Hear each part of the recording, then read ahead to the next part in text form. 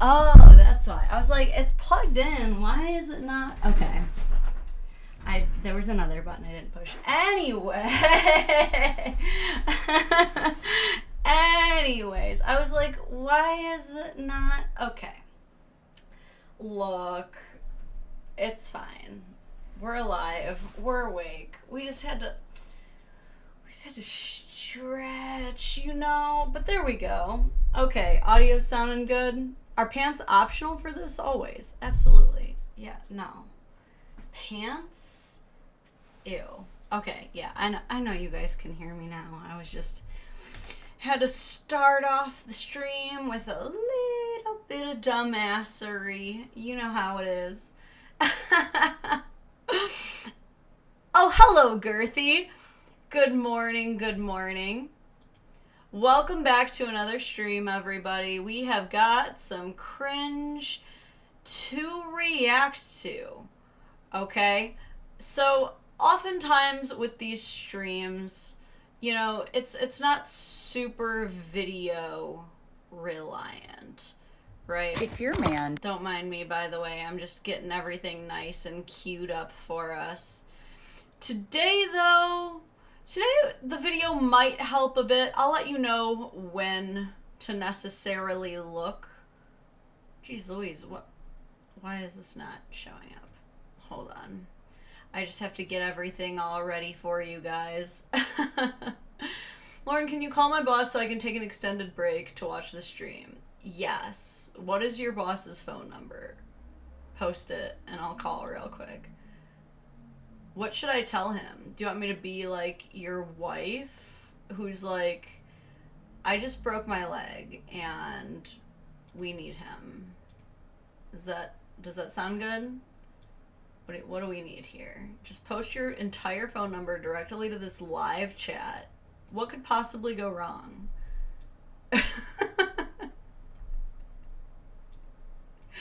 Okay. I've almost got this nice and queued up for us. I really want to make it... I'm pretty sure I've covered this First Lady before. Let me know if this reminds you of anything. Hey, wait a minute. Now, why did this go away? I don't like that. Oh, well. Okay. Let's just get right into it. I'm already a little sloppy this morning, but I have quite the bit of cringe to get into. Okay? I was so debating where to start, but I think I have a really good one for us to just jump right into. Okay? And that is signs your man hates you. Okay? Let's hear what she has to say. I'm going to do a quick little test, make sure. If your man does some... Hold on. Do I need to turn my shit on? Hold on. I'm being the worst. Don't mind me.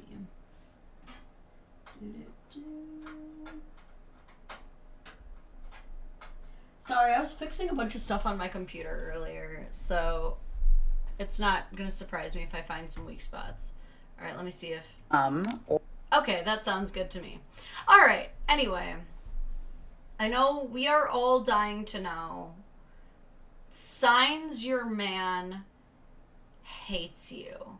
Okay, I know I always do this where I start yapping before we even get to watch the video or in the middle of the video, but I just want to preface this by saying this is like a trend. I don't know if this is showing up in your guys' algorithm, as men, but as women, this kind of stuff, inundates my newsfeed. This is this new concept that men are actively dating women that they hate.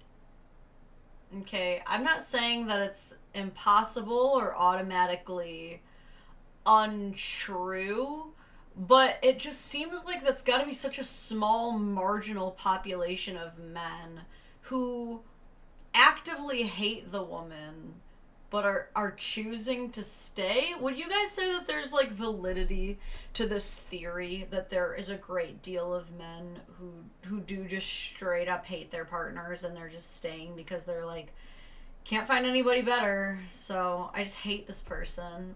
I will say I've noticed it with women, but I don't know. Do you think men are doing the same thing?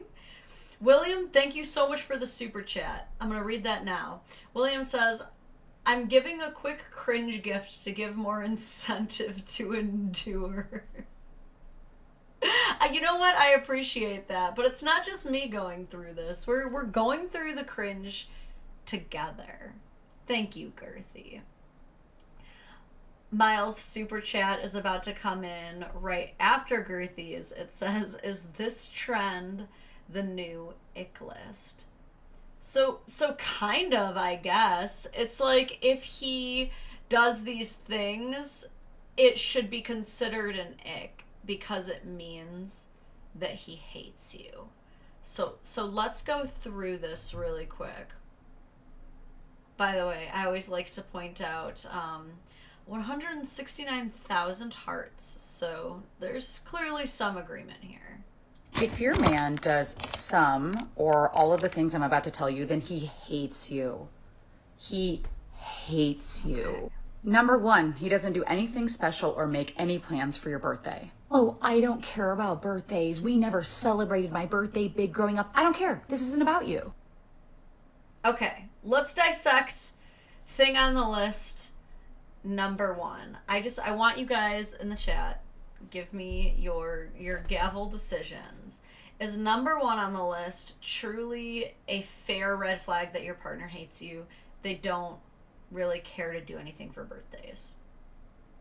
I want to hear from you guys because this is kind of like a mixed thing. I've also heard a lot of folks from the autistic community say that like holidays and giving gifts is more difficult. I've heard some people say this.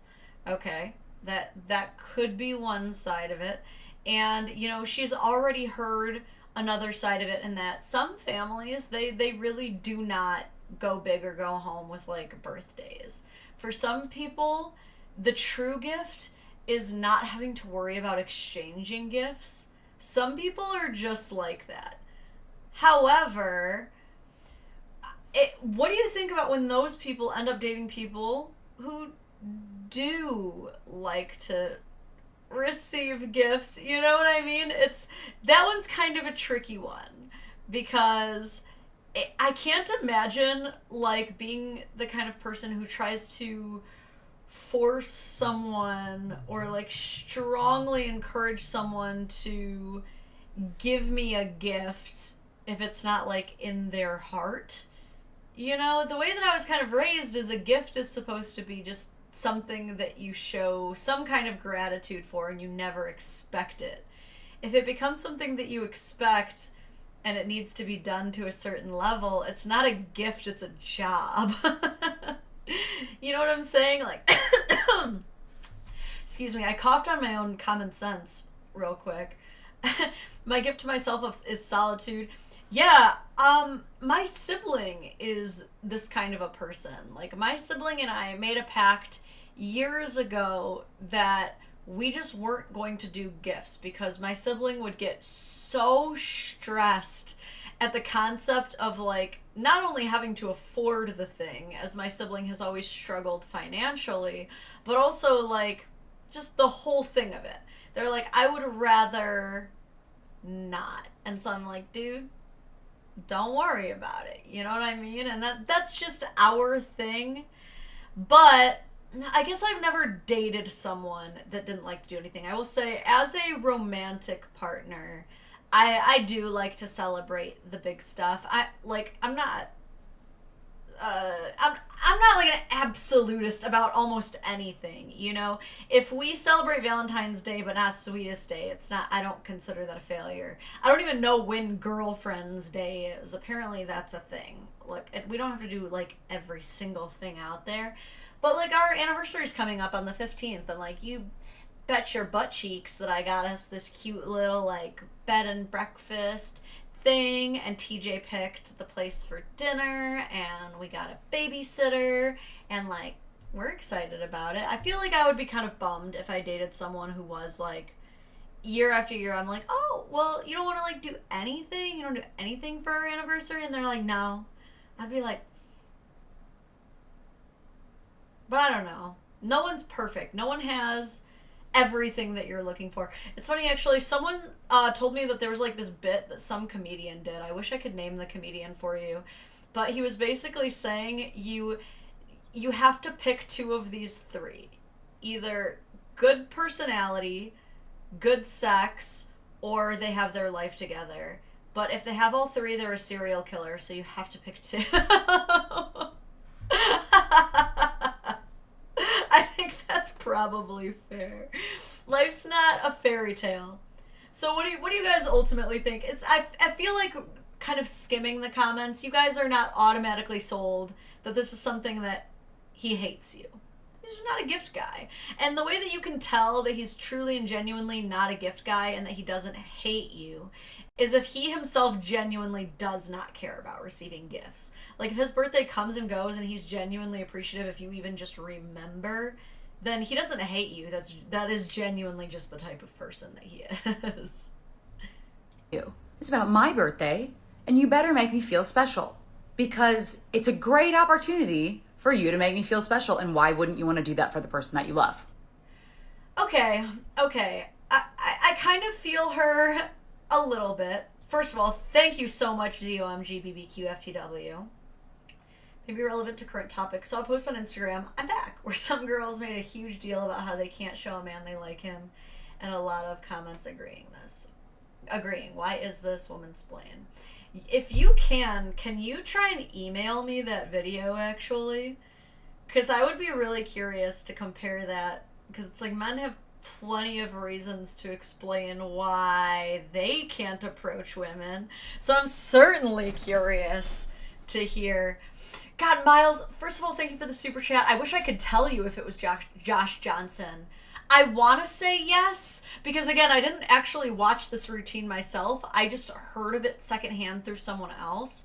So I'm so sorry, but it probably is. So Google that guy.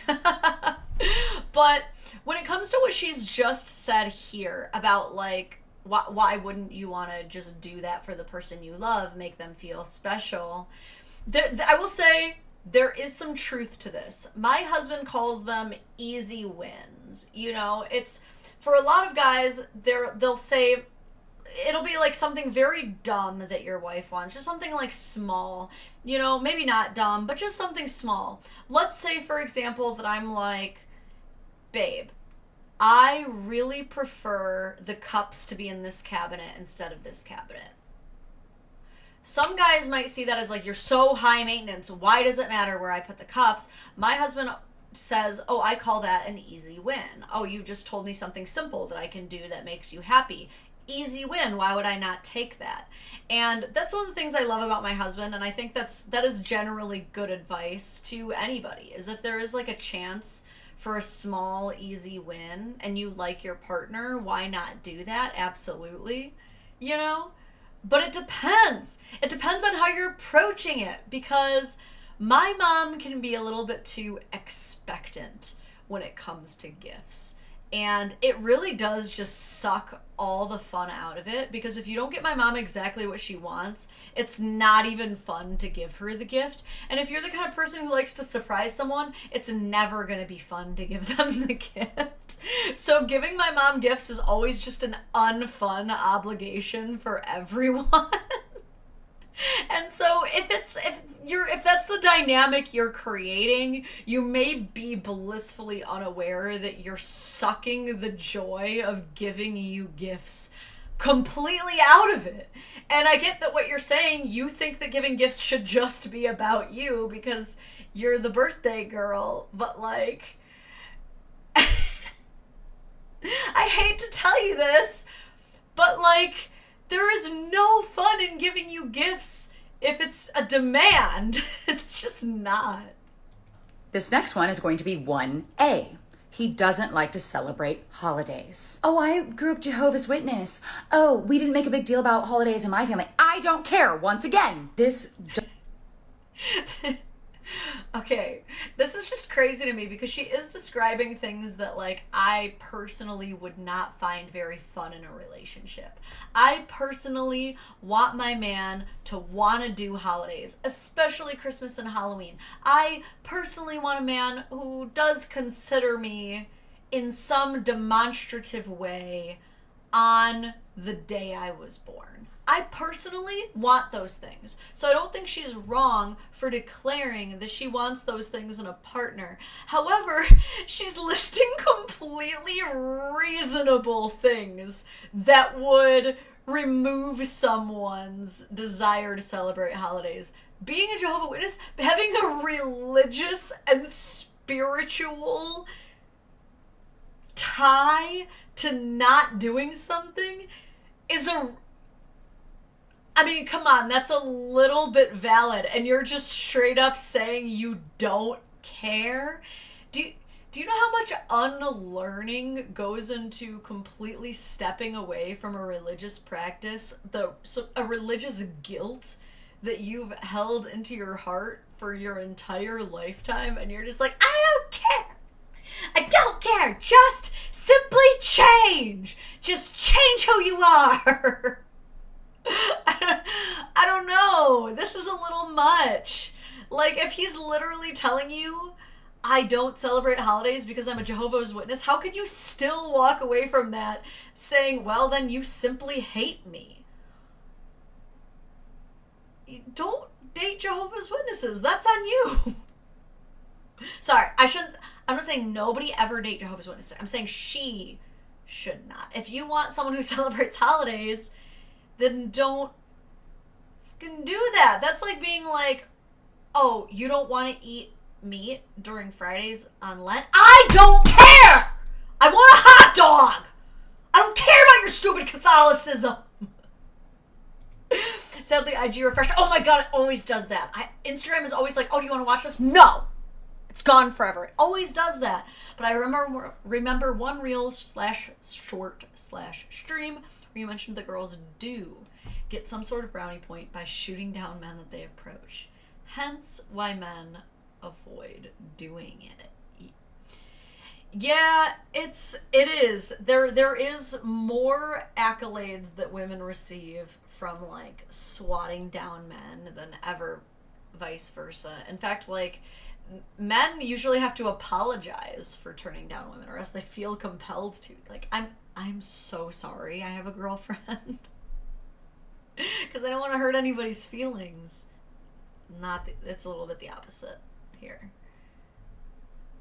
Doubly applies to holidays such as Valentine's Day, which again is an opportunity for your man to make you feel special. If he doesn't want to participate, if he calls it a Hallmark holiday, he hates you, my girl. You have to, though, if you're gonna be one of those people who's gonna say over and over again, like, me, my birthday, my Valentine's Day, whenever she gets married, it's gonna be her day, right? These people do, like, I feel like if you're trying to sell men on all the extra stuff they need to be doing for you, you also should be clarifying, like, do you also participate? Like, do you also go big for your man's birthday? Do you also do something for him for Valentine's Day? Or are you one of those people that's like, me? He hates you. I don't want to feel forced to get you flowers and candy and a car. Why wouldn't you want to do that? I will say she's describing a very specific type of man. A man that I personally could never date. There is a very, just like, almost oppositional defiance disorder type man, where you're like, you know, it would really make me feel special if every once in a while you get me flowers, and he's like, I don't want to feel forced to give you flowers, ew. And it's like, no matter how you present, like, these are things that make me feel happy, they just, like, it's almost like a hair trigger refusal. Like, I know there's a lot of people who don't like to feel pressured or compelled into doing things, and it does make them not want to. And again, it also depends on how you're asking. But I have seen and heard of these types of guys who are like, ew, no, I'm not doing that. I am not going shopping with you. I am not taking you to get your nails done. I'm not doing anything that I don't want to do. And it's like, I feel her pain a little bit here, okay? Let me read that super chat I just missed. Oh, another one. Oh my gosh, thank you so much. ZOMG BBQ FTW says, you just make me say that. You just want me to say your username over and over again. Also, the super chat gives just barely enough text for the bug. It makes this cost way more than it should. Work. I know. I just had to edit it too. When I was first started streaming, it would like cut off and only show like half the super chat too, and I had to make the text a different size. So if she doesn't do something for him by her logic, doesn't that mean she hates you? Cameron, see, this is the thing though. You can't just be... It's different!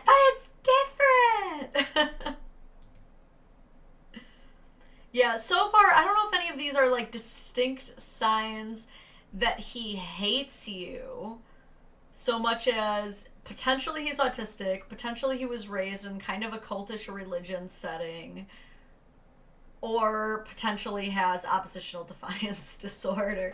But I don't know if it's hate. Why wouldn't you want to do that? It's weird. So you would rather not do anything and have me feel sad all day, or all for a whole week and then talk shit about you to my girlfriends? Would you rather that? That kind of comes across as like a threat. God, I'm kind of with her, because I agree that these kinds of guys who are like, oh, you want to do something for Valentine's Day? No, I'm not going to do that. And they literally are choosing the fight. To me, an undateable guy by my personal standards. There are probably women out there who just like holidays are not their thing and this would be fine for them. But like, it almost feels like she's trying to threaten the men into the behavior she wants to see. And it's like, girly pop, it is not that either, dude. Like, you don't want to be doing that either. Dylan says, clap like a seal, expect fish gifts. Interesting. Yeah, like if you have to like go do the most just to receive something, it's not even worth it at this point, you know? And so like, I don't know who she's exactly making this case to. This is just a weird way of phrasing it. You could say like, you don't have to date these guys. Or like, you know, women, if you're like this, you need to date our exes because we don't like this. But I don't know, do you think these guys really do hate their girlfriends?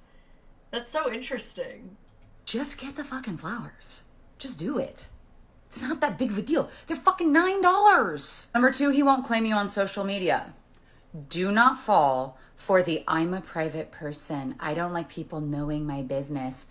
I'm sorry, being in a relationship with me would be a humongous part of your life. God, it's like she keeps having me in the first half and then she says something that's so egotistical and full of herself that I'm like, this is like the right message, wrong messenger situation. So the not claiming on social media, again, me personally, I would not like that. And so I get where she's coming from. Like, me personally, I'm like, you post every other fucking thing. You're posting the food that you got from the coffee shop. Like, you're posting where you work. Why would you not post me? Me personally, I don't like that.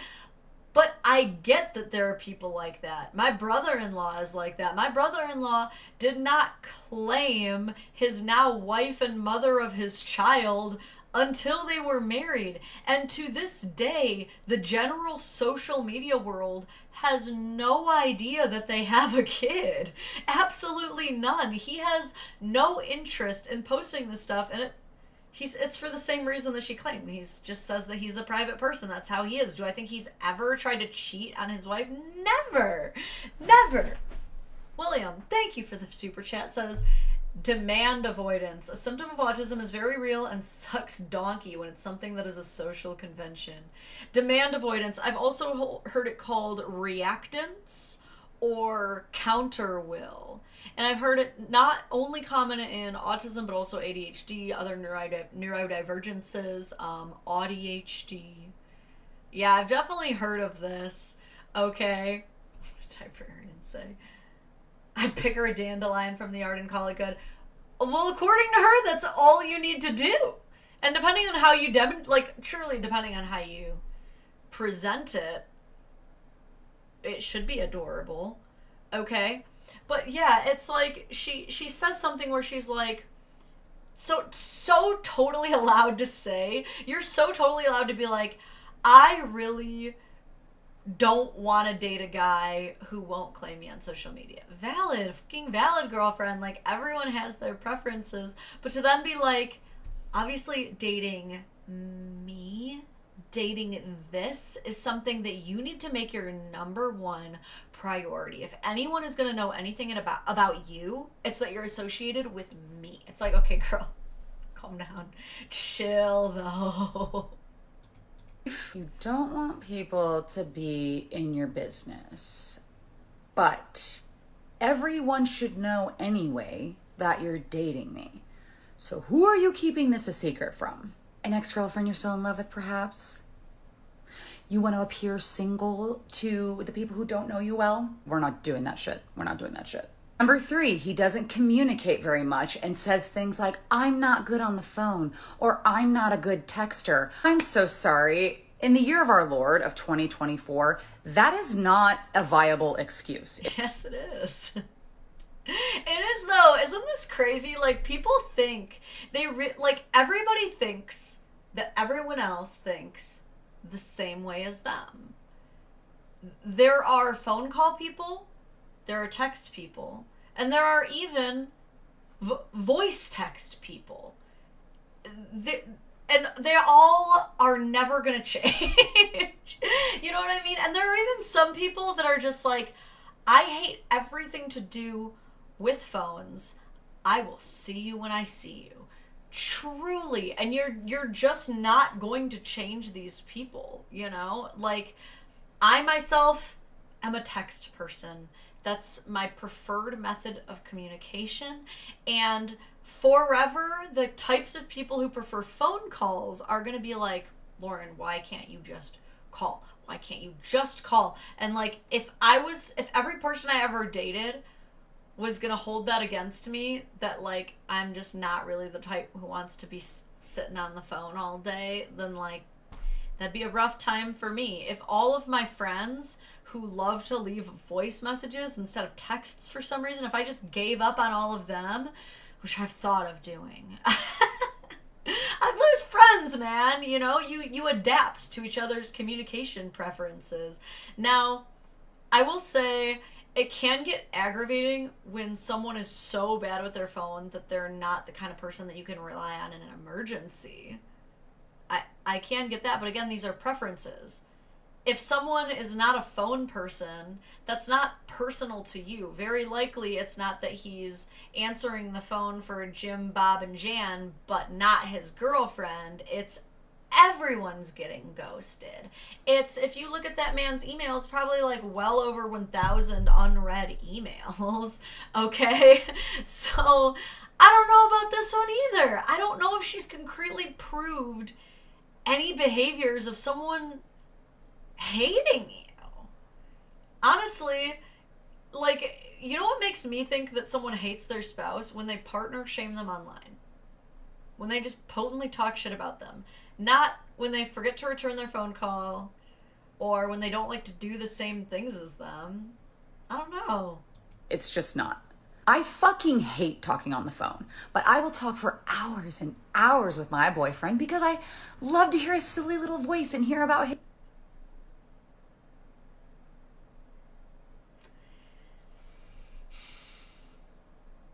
Maybe some men love when their girl says they have a silly little voice. Maybe some men do. I don't. I'm just gonna let her keep going. Silly little voice, huh? Okay. His stupid little activities he did during the day.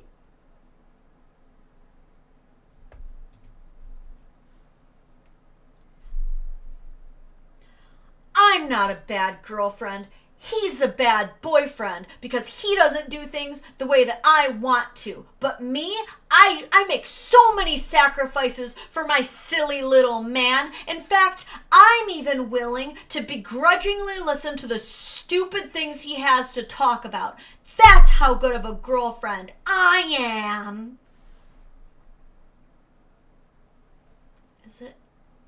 Is it you who hates your boyfriend? You can tell us if you hate your boyfriend, and that's where this projection is coming from. You can tell us you hate him. You hate your boyfriend. It warms my heart because I love him. I once dated a guy where I literally told him to set an alarm on his phone to remind himself to reach out to me. And he goes, but I don't know what to say. And I literally told him the things he could say. How was your day? What are you doing right now? What's up? Hi. The things we do for a bare minimum man, it's crazy. I don't get it. I'm trying to change him and get him to operate as a different human than the human that I agreed to be around, and he's just not doing it. Why? Therefore, you have to start therapy because of his actions. You're trying to rationalize in your mind, like, is this normal? Am I asking for too much? Maybe my expectations are too high. They're not. They're not. If you're so frustrated that you have to talk to a professional about the issues, he hates you. Number 5, you have to order. Wait, so what? Wait, so is therapy a good thing that everybody should be doing? Or does going to therapy mean that your man hates you? Well, I don't know about that, Cameron. I'm sure the stupid little things comment would pass the gender swap test, right? It's so crazy that that's all you need to do to point out, like, hey, what you just said is actually freaking crazy because if a man said it, it would be crazy. And they're like, no, but only if a man said it. When I say it, it's fine. Freedom Fiend, thank you. This woman has the attitude of, I donate to charities that send clothes to Africa because it crashes their textile economy and keeps them dependent. That's a very specific type, like, not just a Karen. That's like a wasp Karen, which is the scariest kind. Dylan, so good to see you again. Never realized how much I hated my wife till now. Wait, are you that kind of guy? Are you and your wife the kind of people who are just kind of like, oh shit, I guess we did get married 20 years ago today, huh? Anyway, see you later, babe. Because those types of relationships work too. It's like, I completely agree that you don't have to change your standards. Again, I'm so with her, and that, like, my man, the one that I settle down with and marry, is the kind of guy who generally likes to do more of the same things in life as me than not. You know, me and TJ, we got married because after a good couple of years, like 8 whole seasons together, we realized that we have a lot of fun with each other in all 4 of those seasons, year after year.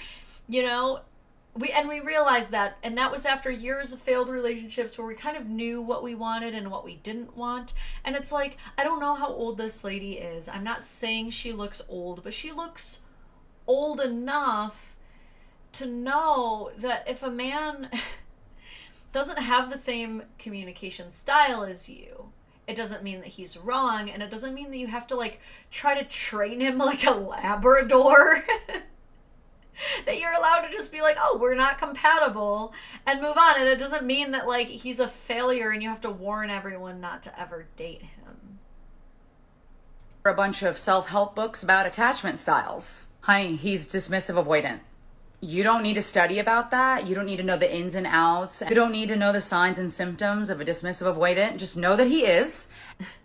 Okay, to be fair, everything she's described does sound like a dismissive avoidant man. And I will say, dismissive avoidant men are more undateable than the average bear, and by proxy of the name, you dismiss everything and you avoid everything.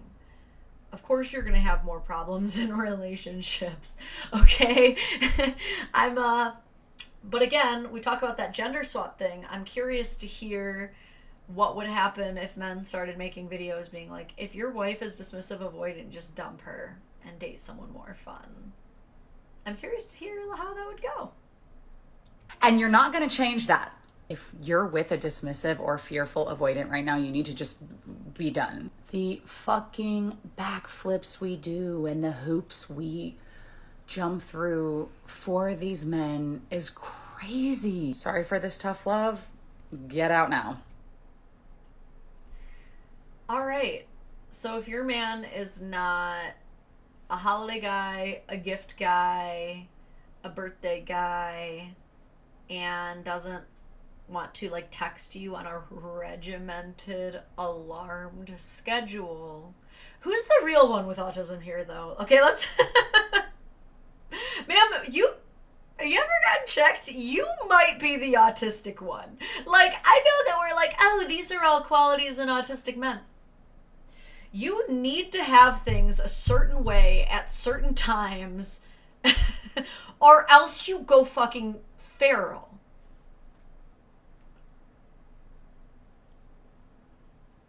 Are you the one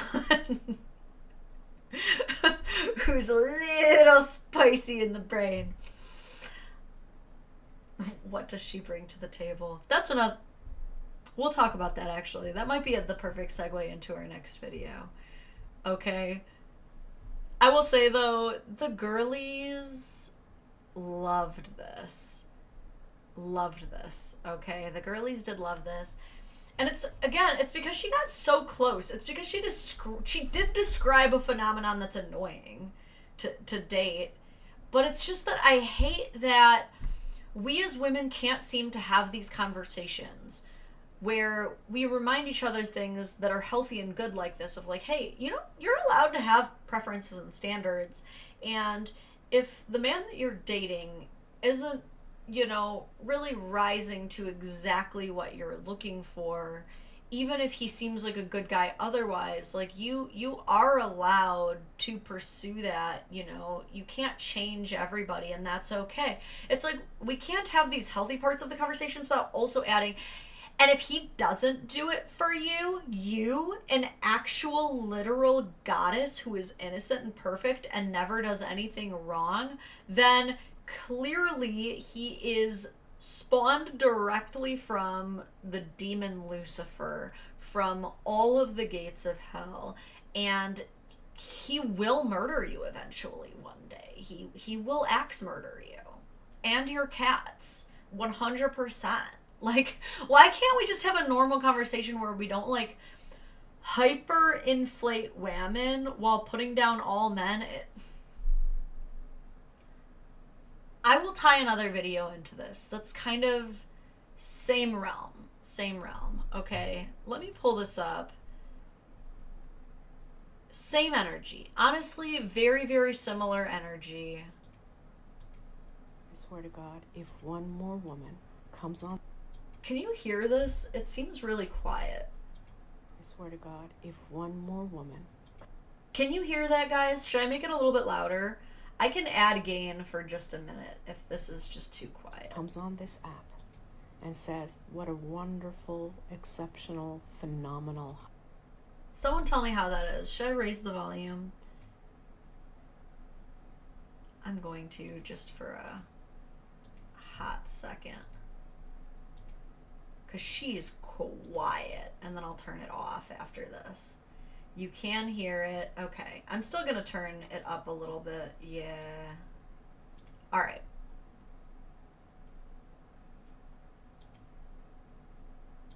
I swear to God, if one more woman comes on this app and says what a wonderful, exceptional, phenomenal husband or boyfriend she has, and then describes him as kind, nice, reliable, responsible, cleans, does laundry, helps around the house, is good and kind with his kids, plays with his kids, never shouts, doesn't get angry and aggressive, communicates, buys flowers, pays for things, opens doors, wants to celebrate holidays, remembers birthdays, remembers anniversaries, Okay. is patient, is understanding. So the opposite of this last guy. And then we all collectively applaud with joy. I'm going to fucking lose my shit. What? Why is she so angry about women appreciating their boyfriends or husbands?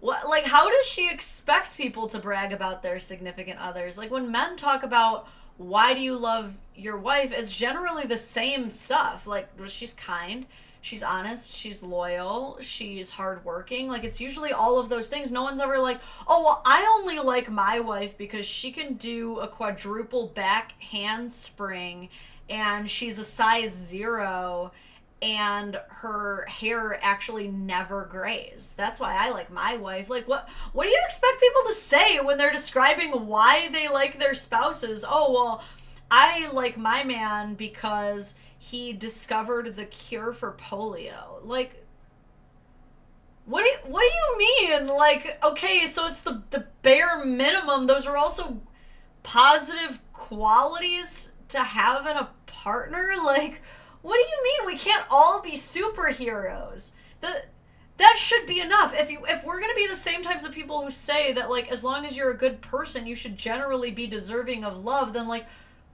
what else? What more is there? Is this, like, what? Monetarily, do they need to earn more? I'm confused because you already just said, like, they pay bills, so that's not enough. What more do they have to do to be deserving of a general fucking compliment? Shallow, so good to see you, says, girls want to be the table in the relationship, but don't wanna something when I try to eat off them. I'm suddenly the weirdo.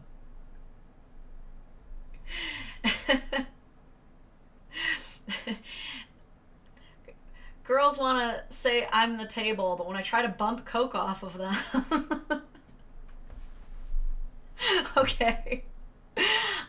Let's see what she has to say to explain herself, because we're 1 minute in and she's apparently about to yap for 2 entire more minutes about how men being nice, kind, involved fathers who also provide for their family makes her want to scream, I guess. Because you're telling me that this man is considered to be exceptional, phenomenal, and wonderful, and you cannot believe to have met him and to have him as your boyfriend or as your husband, and you just described a standard, normal human person. Okay. How single are you? Look, where's the hand? Where's the hand? This is inverted? Okay, I see one hand. Where's the other hand? I just gotta see. I know there's not a ring. I know there's certainly not. Okay, and look, again, you can't measure someone's entire success in whether or not they have a husband or a spouse. And some people, they don't care to have a partner. Some people don't. I feel like if it was actually, honestly, as easy as this woman is saying to find a good marriageable person, why wouldn't you be married? Is that a crazy thing to say? Like, if you are not married, but tomorrow, like, you were somehow promised, like, this is the person that is supposed to be your bride, supposed to be your husband, and they're kind, they're good, they're loyal, and you could somehow have this, like, omnipotent assurance that your bills would always be paid, the house would always be clean, they would cook 3 to 5 times a week, be completely involved in an equal parent, like, you would have a true equal and partner, they would share your interests, they would learn new interests for you. Why would you say no to that?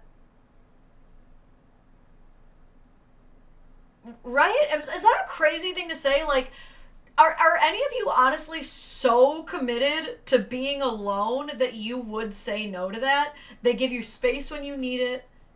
Like, the perfect spouse, okay? Because she's, like, these are all things that she's describing, like, as the bare minimum, but you are promised that. You would still say no just to be alone? Maybe, okay? Maybe. I'm not saying it's impossible. Plenty of you are like, I honestly have dated nothing but 10 out of 10s, and I still prefer my solitude. Some of you, sure. I'm just like, then you have to have someone. You have to have a full roster if it's truly this easy to just pull good dudes. Diara says, yep, she's a crazy cat lady in training, fellas. I mean, I can't make fun of the crazy cat ladies. If you guys have been to a single stream of mine and you've seen me, like, covered in cats, you know I can't make fun of the crazy cat ladies. But yeah, like, maybe she's a lesbian. Maybe she's a lesbian and she's covered in bitches. I don't know. Maybe. The bar is so fucking low for men that describing a normal person... So which is it? Is this a normal, or are you choosing the bear? Which one is it? Is the average guy nice, loyal, hardworking, tries his absolute best, or would you literally rather be in the company of a grizzly bear? Because all year, you bitches have been saying that men are vile and dangerous and abhorrent by the masses. So much so that you would prefer an actual bear than any man. But now it's not exceptional or remarkable in the slightest for a man to be a good person. That's actually just to be expected. Which one? A person, a human, who displays normal human traits is considered to be phenomenal. Yes. Every good person. Yes. Every person who still chooses to try and be good in a world that day after day teaches us that there are so few rewards for being good is phenomenal. Yes! Yes, goddammit, especially if you're anywhere over the age of 20, especially if you're over 30, and especially if you're over 40 or 50 and you're still trying to be a good person. Yes, you're phenomenal. Are you kidding me? John, I need to get up, but my cat is on my lap. You're excused. I'm sorry, but this is another rule, just by and large, and your partners or roommates might not like it, but if you have a cat on your lap, you are exempt from chores. Other people have to perform in your stead. I'm sorry. Freedom Fiend, thank you for another dono. She covertly admitted to being a substandard human. She said that being patient and kind is a standard, yet she doesn't meet her own standards. Dude, no, because she's one of those people who's trying to be like, literally exactly like the last woman that we responded to. Like, this is not even crazy or worth applauding. I do this. I'm literally the epitome of kind, patient, caring, generous. Like, so these things don't even impress me. You know how kind and generous people just hold the average person to a high standard of expectation? You know how just kind and patient people do that? Is considered to be fantastic. Oh my God. My husband is unbelievable. For this? This is an unhappy wife. And what I mean by that is there are some people who, like, a lot of people are like, well, every woman goes into a marriage a happy bride, and then her husband turns her into an unhappy wife. Like, there are some women who are destined to always be unhappy wives because they are unhappy people, because they find it to be a crime.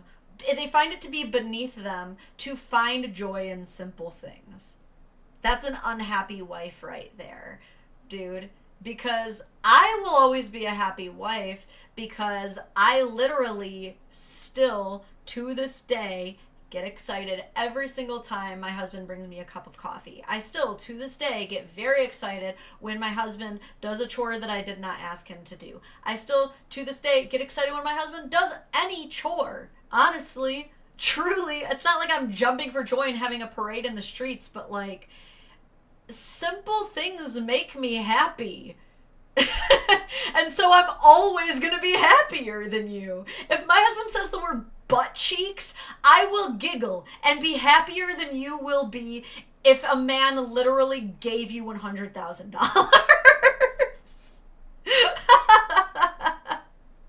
Like, you're just desperate to be unhappy because to you these simple things are just what you deserve, what should be happening.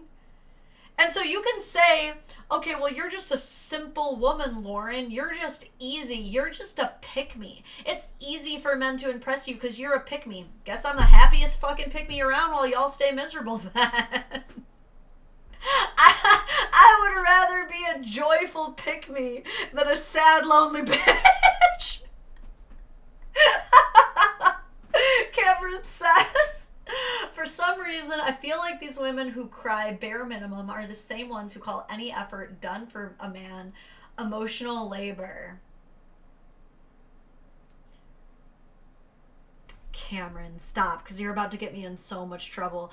Literally, I have to do all the emotional labor. I have to meal plan and do laundry and clean out the fridge. You have just described things that you're supposed to be doing, ma'am. Oh no, I can't say that though. Oh no, what I've just said is actually illegal. That's not girl code. You're not a girl's girl. You just pointed out that all of my emotional labor is actually what I'm supposed to be doing, even if I was a single mom anyway. Look. Yes, I did. Yes, I did. Ice for Eyes says, thank you for saying that. Just trying to be a good, decent human being after 40 makes me phenomenal. I really needed to hear that. That's... Yes. Yes. And not only, I'll even take it a step further. Not only is trying to be a good human phenomenal past being a child, but it also requires a tremendous amount of courage. Every time. It requires so much courage and sacrifice to keep trying to be a good person. And if you're not sure if you're trying to be a good person, do you care? Does it bother you? Would it bother you if someone said you're not being a good person? Great, you're trying to be a good person. That's what it is. There's no such thing as a person who is good. Just always good. No. We all have moments where we are selfish. We put ourselves first. We are bitter. We're spiteful. We are really shitty. We overreact. We underreact. Every single one of us. And we will do those things, and we will always do those things, even when trying to be a good person. And it is complete bullshit to me that every single fucking one of us who's not a child is desperately trying to cling on to our good nature and constantly be told by ladies like this, it's not good enough, it's not good enough, you're not doing as good as me. You're fucking doing fine, but let's let her finish just so we can make fun of her together, like good people do. For doing things all women are doing every single day. Okay, I didn't get this far in the video. It gets crazy. I'm sorry. You just said all women are being kind, thoughtful, providing for their families, peaceful, sweet, patient, loving, there for their kids every day? All women every day? Casey Anthony, though? I'm sorry. I don't know about that, because I listen to a lot of true crime, and there's some crazy stories about men, but like, I assure you, not all women. I promise you. You guys ever see that documentary Dear Zachary? If you know, you fucking know. If you don't know, all I can say is if you go and watch that documentary and then you replay this clip, things all women are doing every single day. I love this. I'm about to read the super chats, but first I have to read the non-super chat by Cool Cat. Bullshit from a woman. Okay. Bluefoot on... Is that on fire? No, that is an E. Did you... that you mean that to be a... Is it supposed to be Bluefoot on fire or Bluefoot on ire? Because you've confused me with your username, but I shall begrudgingly go on and read your super chat. Bluefoot on ire and not fire. Here's a topic to explore. International parental child abduction. Oh, I've been there. My strange wife took our daughter to the U.S. from Ireland to be with another man, so now I'm staring at a $10K bill for legal fees. That's crazy that, like, a lot of people get to $10K just staying in the U.S., so that's actually low for an international case, if you can believe it, which is not what you were hoping to hear, I'm sure. You should look into the Kudzu the raccoon case. He's been through it. He's reunited with his son now, but, like, he had custody of his son when he left the States, but his ex-wife filed parental kidnapping charges, and he was, like, put on the, what is it called, like, the red list or something, the Interpol's most wanted, a whole crazy thing. Interesting story, very similar, though. Looking in with Victor B says, tripod butt cheeks worth saying for $2. See, you know what? This is what I'm saying. Like, simple people are happier. Us simple folks, like, giggling our minds off and paying $2 to make a YouTuber say butt cheeks, we are happier people. Oh, man. All women. All women are always doing good 24/7 all the time. No woman ever has ever done bad ever, guys. For portraying characters that we all do to people we don't even know, to strangers, to co-workers, to... All women give everything to stranger every day. Okay? Not a woman you know has never not given every single thing to strangers. These are just the facts. Okay? Jesus Christ, a well-known woman. Okay. Family members. This is where we're at. He cleans.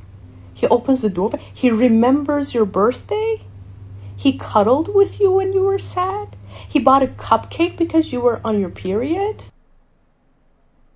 How is buying someone a cupcake when they're on their period not exceptional? She thinks that's just what you're supposed to do. She thinks that when women have their periods, it is literally just intercoded in men that if they don't get you a cupcake, they're a failure. What? Like, I kind of get the other stuff, like, these are simple things, sure, but, like, certainly none of them are things that are owed to you inherently. Honestly. Cameron says, woman's explanation on where these all men / all women generalizations come from. To be fair, you didn't spell it right either.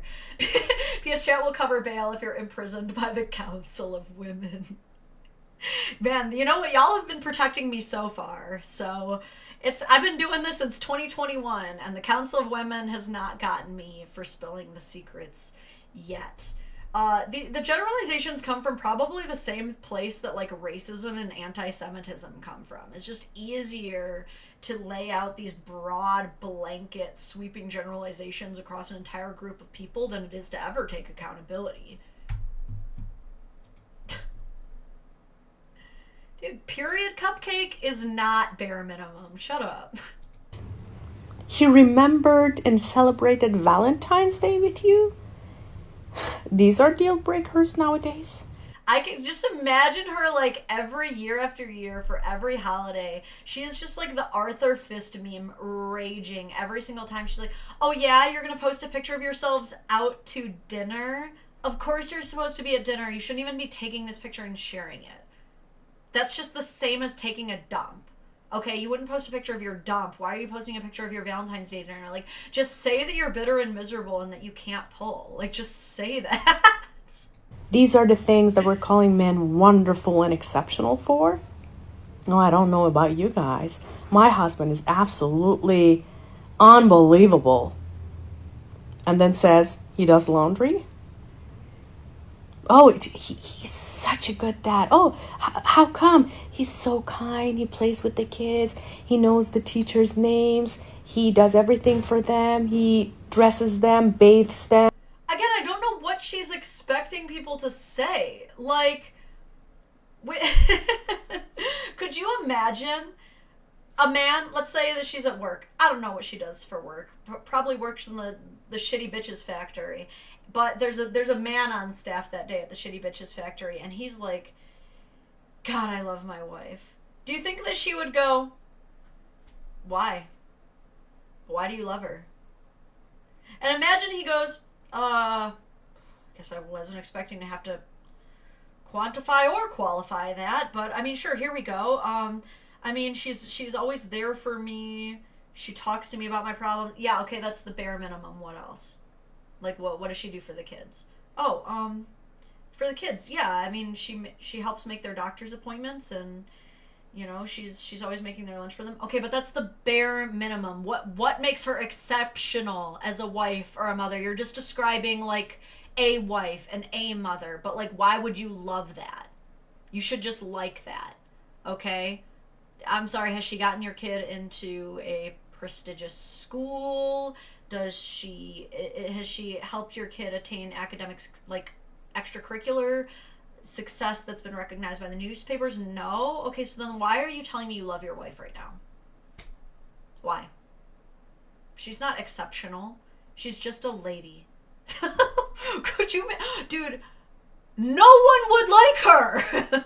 She would be more hated than Pearl Davis by women on the internet if she ever dared have that take. And yet here she is having that exact fucking take for fathers.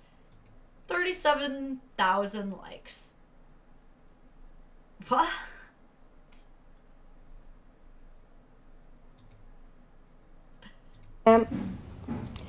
Is he not supposed to do that? Are we all not doing that as responsibilities that a normal person would do? The bar is so fucking low. What's so funny is that these same women saying that the bar is so low for men are the same women who cannot bring themselves to say thank you for doing a chore. Isn't that the bare minimum? Isn't that saying thank you for doing something literally the bare minimum, and yet you're going to waste more time and energy combating having to do that because you don't think you should have to than doing it? I think the bar is on the floor for you, ma'am. I don't think you have set any kind of standard for being a partner yourself. I would love to see how her childhood home was like. I can tell you right now, I can promise you that she absolutely grew up in an environment where, like, her mom was the type that was like, I should not have to say thank you for you doing something that you are supposed to do.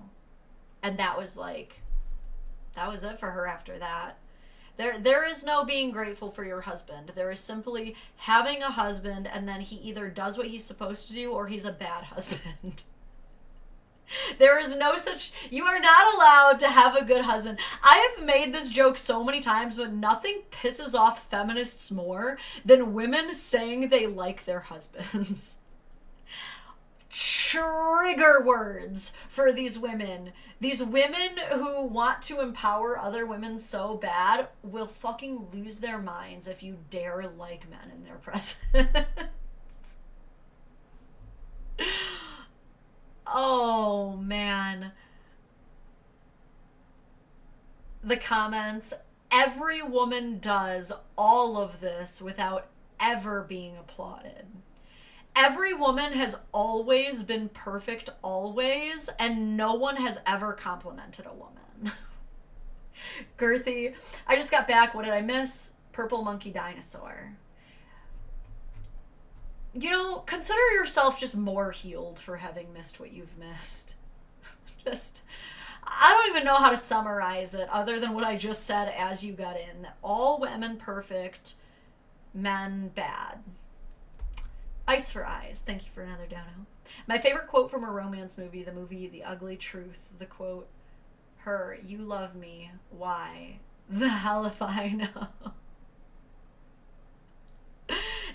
That is a famous thing, is like, there's enough quotes from movies of like, why do you love me, and like, because you're beautiful, and you know, is that all line. Like, women do want to hear something other than that, for sure. If I had to give a pro tip for men, like, if a woman asks you why you like her, don't go straight into superficial things. Say something unique about what's special between just you two. Like, you know, I love that we can enjoy indie music together. I love that we can play video games together. Something, you know, different. I love that you let me nerd out about this. Something else that's not just dead ass. Okay, I already have to pee real quick. Let me do that. I'm not going to take a snacky snack, though. Give me, like, a 2-minute break so I have enough time to wash my hands like a healthy, healed individual. BRB. BRB, then we're going to get into another video.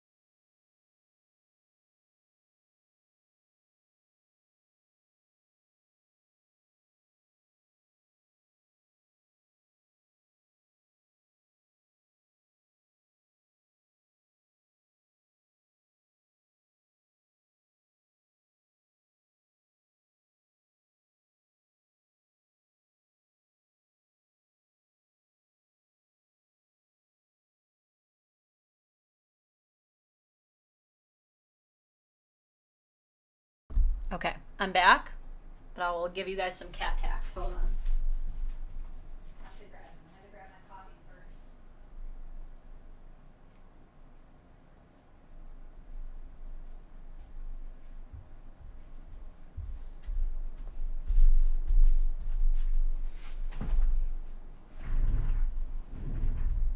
I'm bearing cat tax.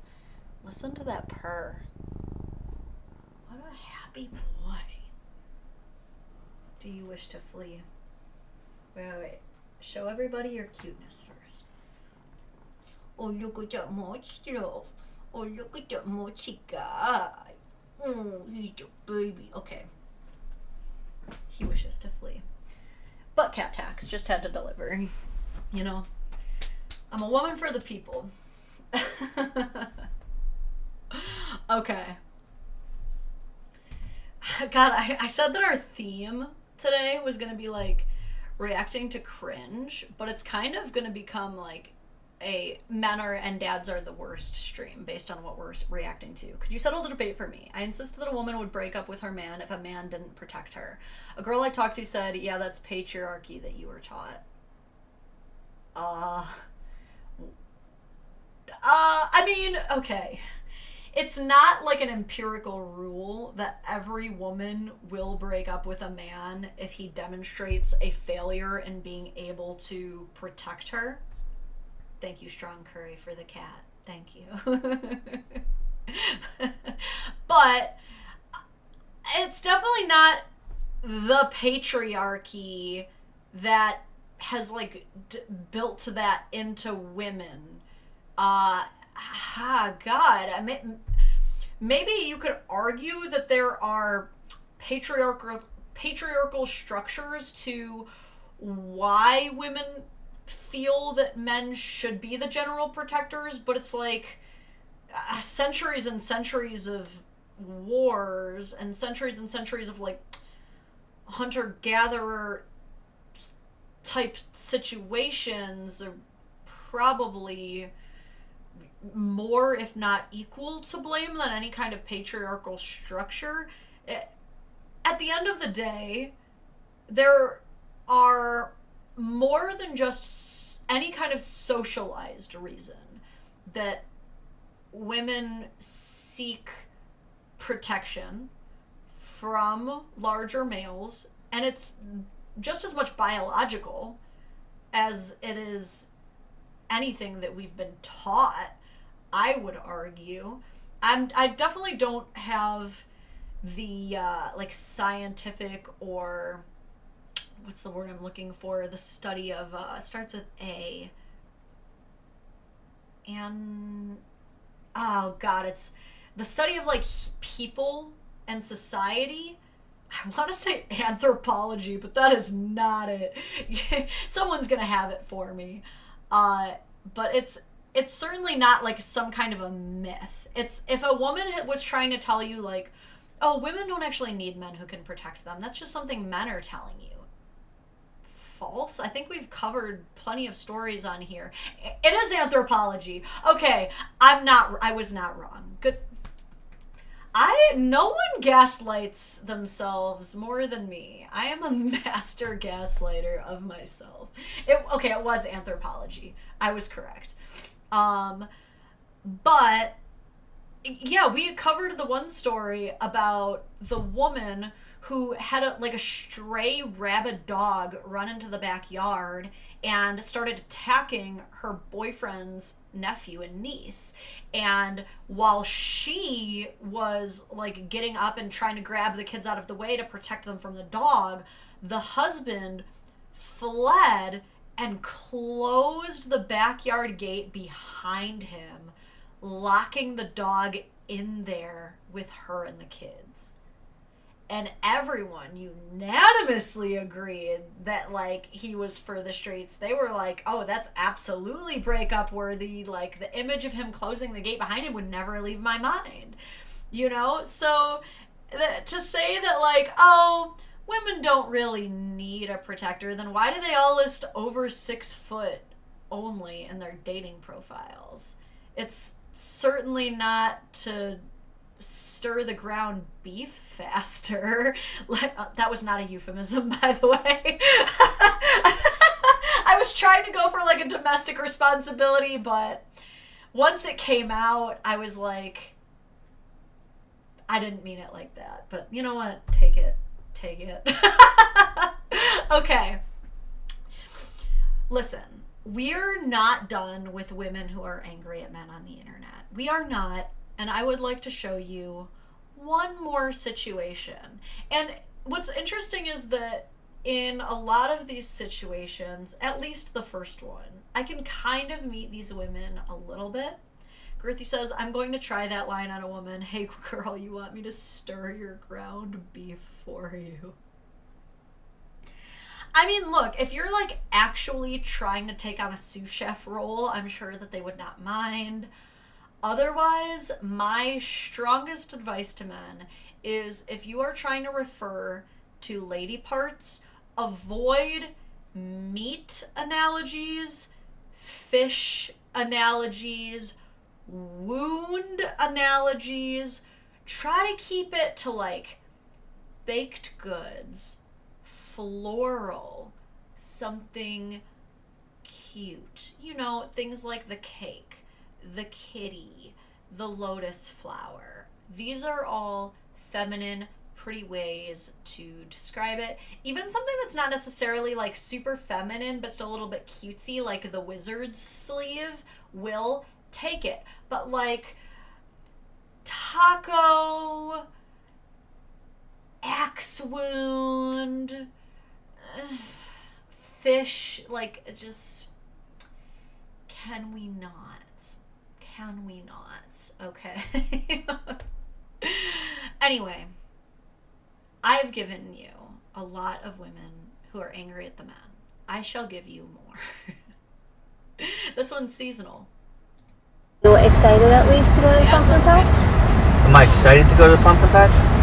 Oh, Jane, I'm so excited to go to the pumpkin patch. To spend 700% for a fucking pumpkin that I could buy at the grocery store for $6, I'm going to spend $45, then listen to the kids bitch and moan for 2 hours while we walk around. And then, the only thing that I get enjoyment of is the fucking cider donuts.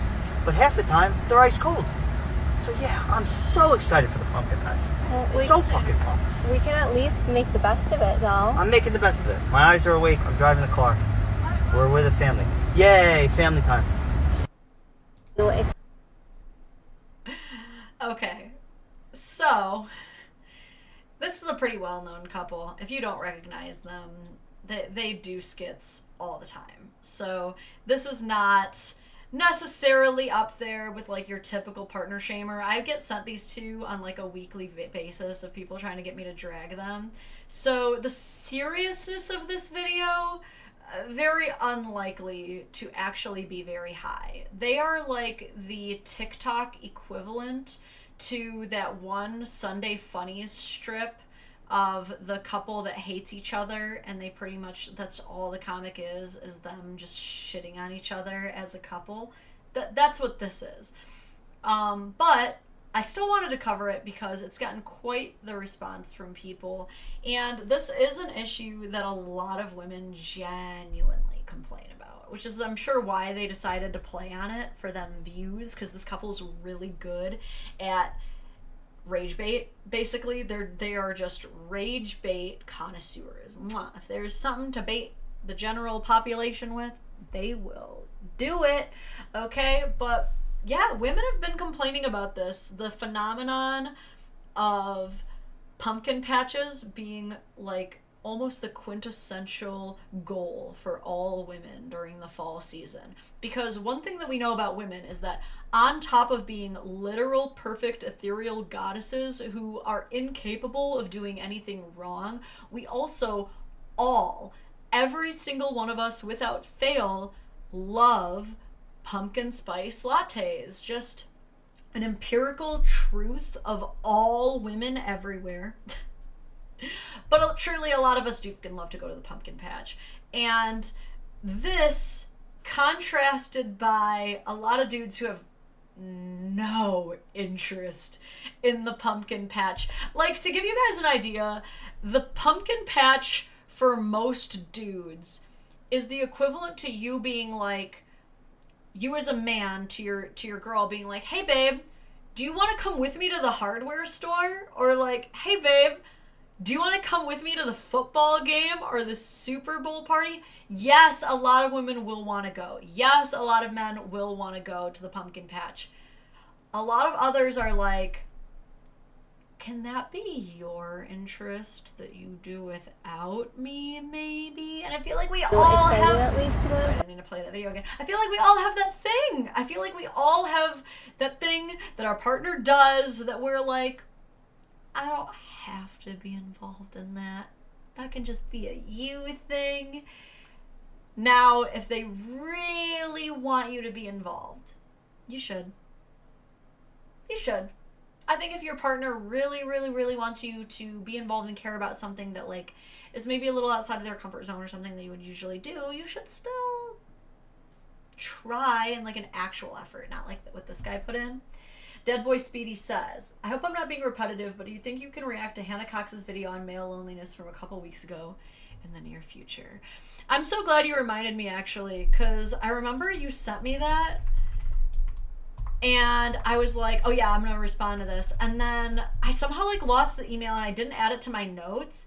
And I was literally, this was just a shower thought the other day, Dead Boy Speedy. You were in my shower thoughts. Damn it. I really gotta stop saying things out loud that sound so much dirtier than I intend for them to be. But I was like, what was her name? How am I going to find it? And what I was gonna do was gonna go to my email and type reactions, but now I have it pulled up, so if we have time, I might just make it a video only stream. Oh my god, YouTube just showed me an ad for tacos.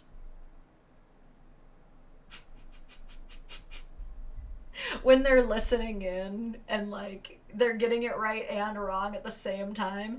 I guess that's better than like a bunch of terrible porn ads showing up. Do you remember when that shit used to be everywhere? Like raw, nasty porn advertisements on like just your average like GeoCities website. Like someone would be like, look at this website I made for like this art that I do, and you would go to it and it's like somehow like the most disgusting stuff. It would be so weird too. It'd be like Peter and Lois from Family Guy all up in each other's guts, dude. Like this was the 90s, man. You would Google Jasmine and Aladdin and your entire childhood would just be ruined. Samantha donates, thank you so much, by the way. Pumpkin spice is just cinnamon, nutmeg, cloves, ginger, and allspice. It's the seasoning you use in lots of pies. I knew you were going to show up with some kind of fucking homesteading ass magicry, okay? I'm more of an apple gal than a pumpkin gal during these seasons myself. Pumpkins, my daughter, though, she's so funny. She's 7, and apparently, like, all of her teachers are doing the pumpkin spice thing, and she was like, Mom, have you heard of the pumpkin spice latte? You need to try it. And it was like that moment of like, do not speak to me of the old magic. I was there when it was born. Okay. So we covered the pumpkin patch people. Yeah, this is a big thing though, and it was a big thing that was trending last year around this time too. And you know what? I'm okay with this trend.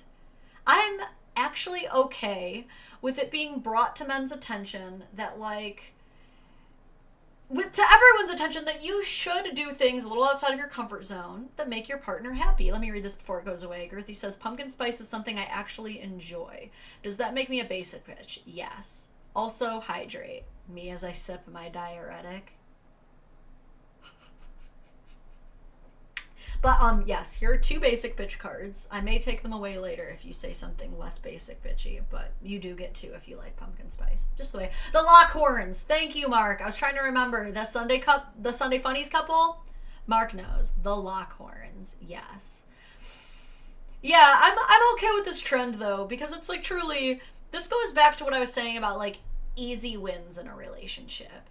If your girl asks you to do something, like, fairly simple and inexpensive, and you're capable of doing it, it is an easy win. You could either take the route of like, oh, that's dumb, I don't want to, or you can call it an easy win. And like the pumpkin patch, look, to be honest, this is how I know it's a skit, because that family is rolling in the dough. They are not worried about no $45 difference between that and a $6 pumpkin at the store.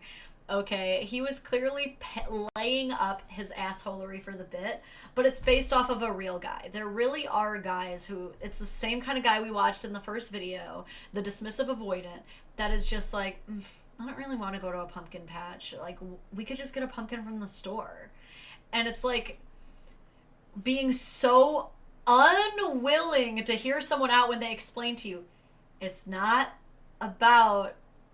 Like, it's about the experience that you can't get at the store of, like, walking around and picking out your pumpkin from an actual patch instead of, like, an air-conditioned building. Do you understand why that's different? You just get on your best flannel and do it! But, like, There is someone for everyone. Some women are like, oh, I don't like pumpkin patches either, you know, but it's not about the pumpkin patch. If it wasn't the pumpkin patch, it would be something else that you don't want to do, but it would make your partner happy, and you don't have to do everything that makes your partner happy. You don't. But like, if you can, you should just. Even rich couples can be frugal. That's true. That's true. No matter like how well I'm doing in life, I will say, like, it still doesn't take the value out of $1, okay? Don't yuck the yum you're about to eat. Commit. You mean the videos we're digesting? Is that what you're referring to? Okay. First of all, I'm copying the Hannah Cox video in hopes that we have time. But next, this next rabbit hole we're about to jump into, I want to know if you guys think that this next rabbit hole here is cute or questionable, okay? At first, when this video came across my timeline, I was like, aw, goals, you know, cute. And then I like thought about it more and I was like, I need to know more though. And as I looked, I could not figure out if I think that this is cute or questionable. So instead of just yapping about it, let me pull this up. First, I want to make sure that it's nice and aligned. Okay. I think it is. Let me shrink this down a bit more and then I'll pull it up. We are going to look at a video together. And I just want to know your thoughts. But before I get into this video, before we decide if it is cute or questionable, I want to know, how many of you guys are friends with your ex that you had a baby with? Like, you're not just decent enough co-parents, like, you actually consider them a friend. Maybe even your bestie? Anybody? Or if you're a step parent, you guys are friends. You're friends with your spouse's ex, and everything's totally chill. I'm curious. I've seen this happen. I'm following this one account called Moms of Tampa, and they're literally the mother of the child and the stepmom, and they are just always posting videos together, and they like go on vacations together and like take trips together, and they're honestly vibes.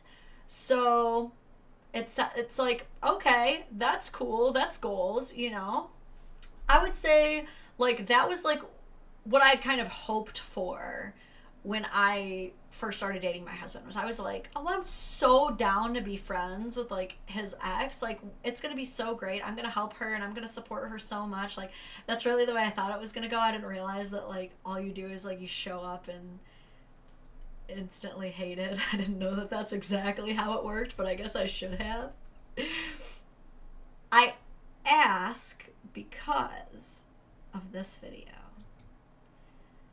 Watching my ex-husband find happiness with the caption, "Baby daddy did so good." And that's like her and her date. So at first I was like, aw, you know, like obviously cute, like good for them.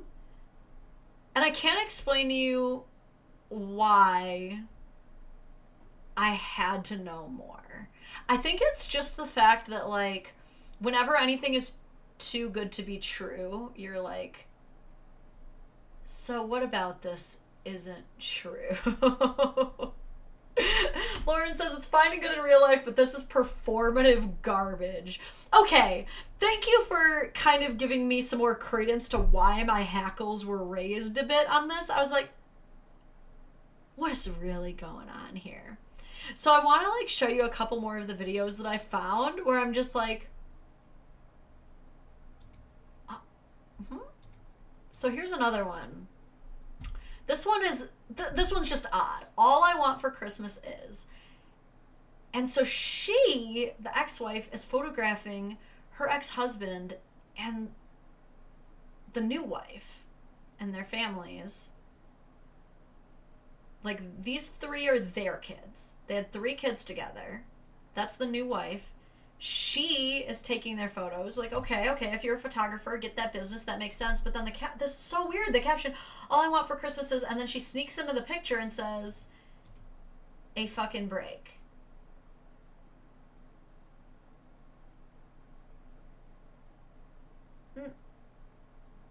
And that's weird to me.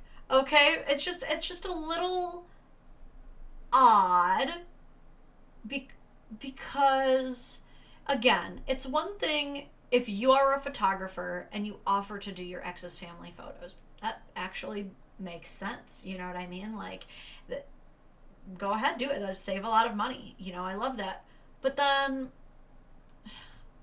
and then even sneak in for a picture. That's a little funny and silly, and obviously not very serious because this would look terrible on a mantle. But then they like caption it in a way that I'm imagining they'll see in such a passive-aggressive way. What do you mean you need a break? Like, do you need a break from this situation? Like, are you resentful that you're taking the pictures? Do you need a break from your ex and his family? Like, that's odd. That's odd. Oh, Raven, I noticed you said her date is a clone for X. Yeah, she makes sure to bring that up, and that's weird too. Let me go ahead and grab that one now. I was going to save it for later in the roster of these videos that we're reacting to, but like, this one was also weird. She makes this video with the wife, which is like one of those, like, you take a picture and it turns you into anime, with your ex-husband's new wife looks just like you. And then she like kind of jokingly uses this to say we're actually the same person, to be kind of funny. But like, it feels like it could go either way. That either she's just being funny and has a healthy, wholesome, happy relationship with this woman, or she's really proud to rub in how many people have basically said, like, oh, he's still dating someone that looks like you. And with what I know about women, it could go either way. Either she has wholesome intentions with this woman and does not mind that her ex moved on at all and does not feel threatened by this woman, and they're comfortable and happy and healed. Or this is like more weird passive-aggressive shit. Okay?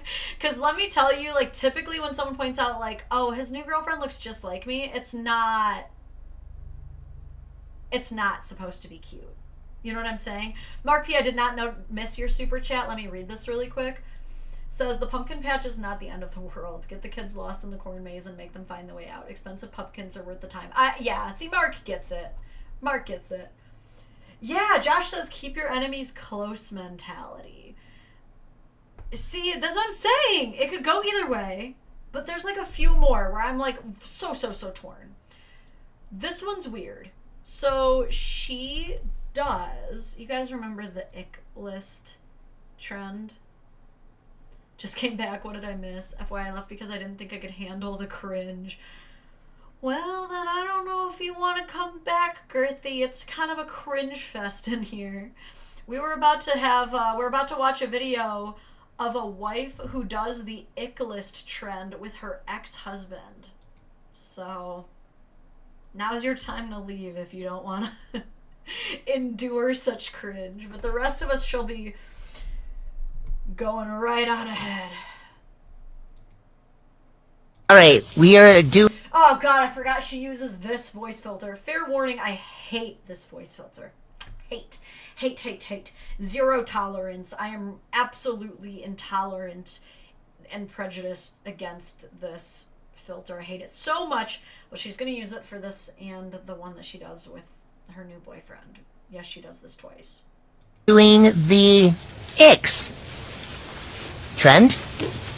This is me. This is Evan. This is my ex-husband. What happened to I don't know. Your eyes were blue already. They look pretty rude. Just gonna keep going. Anyway, number one ick for you. Number one. Oh, first ick. You get something in your mind that you want to acquire or do, and you get tunnel vision, and nothing else matters. It's like Airstream. Dude, actually, an ick list from people who were literally married and divorced, you know that shit is gonna be, like, very specific. Like, typically when people make ick lists, it's always, like, weird, superficial stuff. Like, for me, when a guy actually uses the straw that comes with his coffee drink. Or, like, for me, my ick is when a guy, like, treads water like this instead of like this. Like, people have the most specific and weird icks, but, like, two people who were literally married, had 3 kids together, and then divorced, you know it's gonna be like, for me, my ick is when you tell me for months on end that your coworker is someone I don't have to worry about, and then I walk in on you. You know what I mean? It's gonna be so specific. Which, like, yeah. Sounds like a good thing to me. My number one ick is your gleeking, because you can do it on command and you do it on people. What is gleeking? Oh god, do I want to know? How do you spell gleeking? What is gleeking? Gleeking is a unique way of spitting that involves forcing saliva out of the sublingual glands under the tongue. Yeah, see, I figured that by whatever he's doing with his face. That looks absolutely terrifying. You know what he looks like, actually? He looks like the Jabberwock stick from Skyrim. Let me pull that up, and you guys will see what I'm talking about. Jabberwock staff. Hold on. Can we... Oh my god, why is this so difficult right now? Yeah, this staff. What his face looks like at the moment. Punslinger! Hi! Jabberwock looking ass gleek shit. Okay, hold on to it. Okay. Oh, another ick? Your total neglect of your email inbox. I've been better, I will say. That's what everyone who neglects their email inbox says. The first thing they ever say when you're like, you neglect your emails, it's always, I'm getting better. You get to write them down? Yeah. Yeah, funny. Number 2, the way you talk to your mother. Really? That's an ick. Poor Deb. Okay, so I don't know the way he talks to his mother. It depends. It depends on the context. Some guys, they have that unique rapport with their mother where they can just, like, say the craziest, most heinous shit imaginable to their mother. And, like, you just don't get it if you're on the outside. Other guys, they really do they will be speaking so disrespectfully to their mother, and it is a turn off, quite frankly. So I will actually say, fellas, women do judge you on how you treat your mom. At the same time, a lot of these women don't know these dudes' moms. Some of these moms are bitches, and they deserve to get treated like bitches. Oh, man, poor mom. Okay. Your continuous, complete and total makeover of... Alright. And then it just cuts off. So we will never know. Like, I didn't say she was amazing at making videos. I just said that this shit is weird and I wanted to talk about it. Like, again, I cannot tell if having the kind of relationship with your ex-husband where you guys can get together without his new wife and make videos like this, I cannot decide if it is cute or questionable. Like, I already hate ick lists, but at the same time, they're both consenting.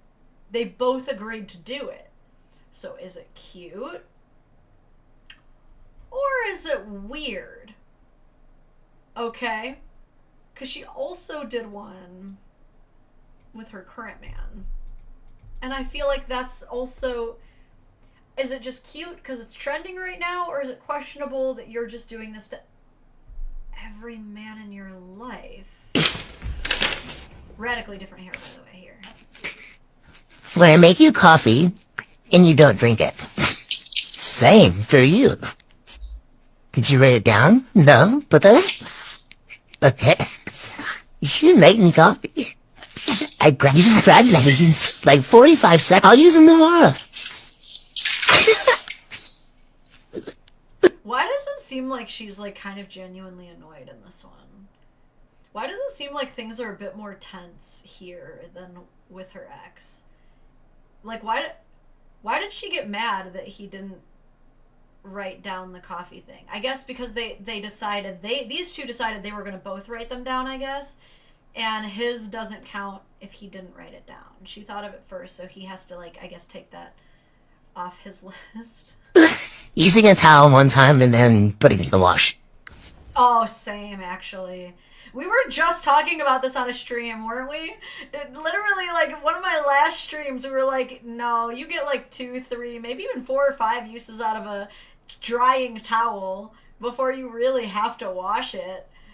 Okay, maybe more than 4 is a bit excessive, but like, one time and you're throwing that shit down, wasteful AF. Every time. Using a towel when she's clean out of the shower. And then thinks it's dirty and puts it in the wash.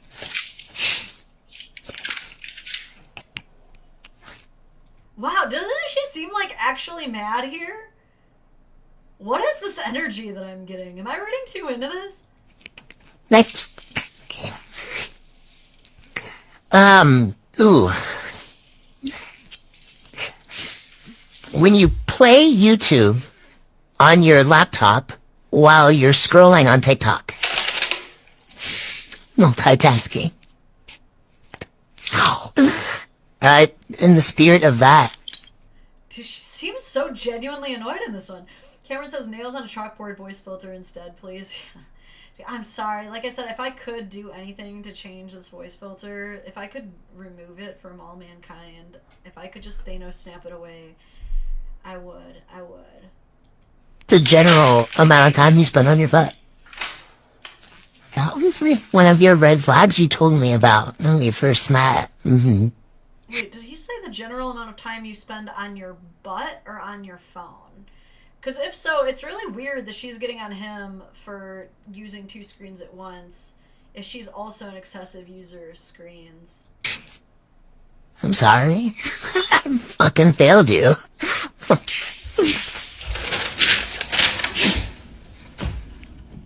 Okay. Man, where's the thing there? I can like... Facebook is so annoying in this way. I want to go back and see what he said for sitting on your butt or your phone, but... Man, how do we feel about the overall vibes of this? I thought this would be more funny, but like... The one she did with her ex-husband was actually a lot funnier and more comfortable. This one just seems like genuinely tense and not funny. Wait, that's prison worthy. What is prison worthy? Watching YouTube while watching your phone? I'm curious. You guys are torn in the comments on if it was butt or phone as well. But it sounds like he doesn't like her sitting around doing something that's nothing. I'm surprised at how many of you guys are saying that's a dude. I thought she was pretty, honestly. I'm not even like that mad about how she looks at all. I'm just trying to get a handle on this situation, okay? Because look, this is where like I started to feel really weird about it. Is I'm like scrolling, and it's my ex moving on just means I have a new bestie. Which, like, again, that's a really cute caption, but that's a different caption. Like, she's now using that clip, like, multiple times. How many times are you going to use a clip of your husband getting married? Now, to be fair, if it's pulling the views, a lot of times, probably. Oh, shoot. I'm so sorry, Girthy. I just missed it. I know you just donated, and I missed it. Like, this looks pretty wholesome, but at the same time, I can't tell if it's wholesome or if she's one of those people who's incredibly invasive and feels the need to overly include herself. Because, like I was saying earlier, like, when I first started getting involved with my husband, this is pretty much, like, what I wanted. I was like, ideally, I'll become friends with his ex and we'll all be a united front for this child, and maybe even we'll have one of those pictures you see online where, like, we're all wearing the team jersey, but we have, like, the different last names or something, you know what I mean? Like, maybe it'll be like that. Unfortunately, that's not exactly how it played out for me, because as soon as he told the ex that he was serious about someone, it was, well, I don't want her around my kid until I meet her, and I don't want to meet her. And then she moved in her own boyfriend within, like, the first month of them dating to share the same bedroom that she was sharing with her son. So that's when kind of, like, the respect was a little bit like, I don't think we're gonna have that, and that's okay. But it was like, once we decided that, okay, I'm just gonna be around anyway, like, whether you like it or not, because you're clearly not even following the same intellectual standpoint that you set as a precedent. Like, at that point, she was still trying to, like, include herself in all of our stuff. Like, basically trying to, like, kind of come on dates with us.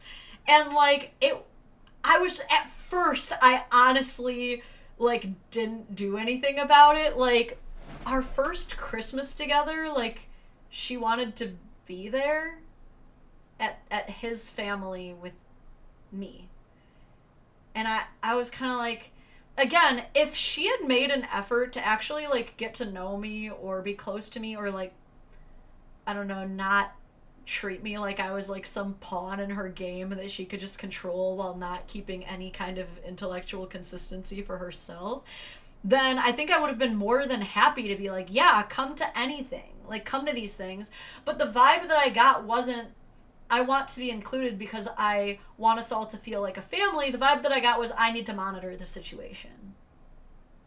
Do you know what I'm saying? Like, that's what it felt like. It felt like it was a little bit of, I just want to be there to monitor the situation, mixed with, like, I want to be there so that nobody forgets that I'm here.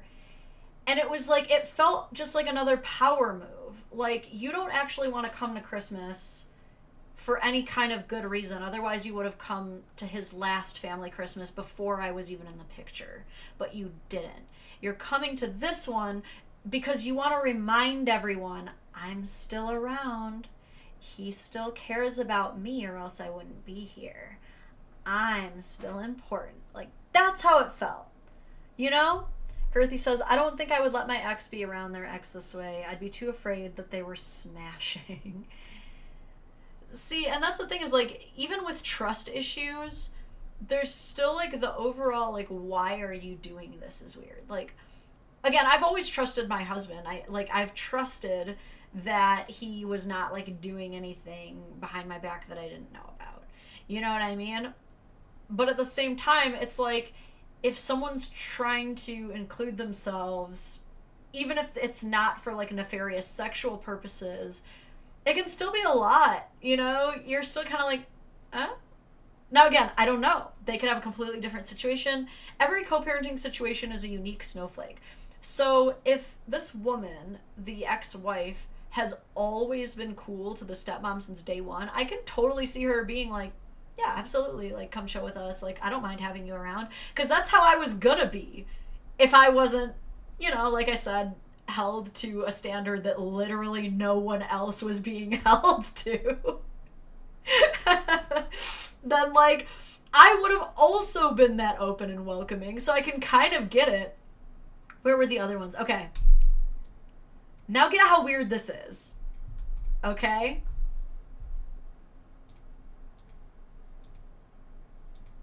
When she bought it. Don't move back in with your ex. Your mental Yeah. health will decline. Honey, it was ruined when she bought it. Yeah. So this means exactly what you would think it means. We are now discussing moving her back in. Okay? And we get some confirmation that this did indeed happen. And his wife just invited me to move into their house with them. Now, technically, it's not like in their house. There's a detached apartment. And also, I did buy this house with him like 6 years ago. Again, it's the subtle things that keep me from completely agreeing that this is cute and taking it into questionable territory, because listen, ma'am, I don't care what you did 6 years ago. Clearly 6 years ago, you and this man were doing all kinds of beast with two backs behavior, or else you wouldn't have 3 kids. 6 years ago, things were very different. 6 years ago, this man did not have a different wife. So 6 years ago doesn't really matter. You guys are divorced and now it's his house. So the fact that his new wife was kind of accommodating enough to say, like, hey, you're clearly struggling, because I'm sorry, you have to be struggling to consider moving back in with your ex. You have to be struggling. No one is like, I can afford to live anywhere, really, but it's my ex who I will choose. Like, you got to be struggling somehow, either financially or mentally, to want to move back in with your ex. She offers you, and you're going to come on here to Beyonce's internet and go, yeah, she offered me to move in, but, like, it's practically my house anyway. I bought it.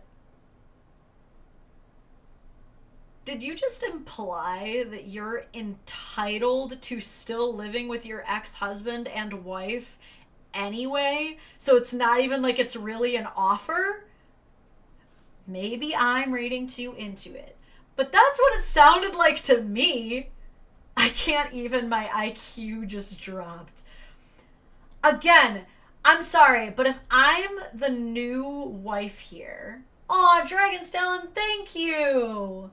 Members, please enjoy using your new emotes, by the way, while you are here. I think there's still 1 early access for you, but I'm actually about to drop in the next week, like, 10 early accesses at once. So everyone who just became a member, you're gonna have early accesses, like, up the butt.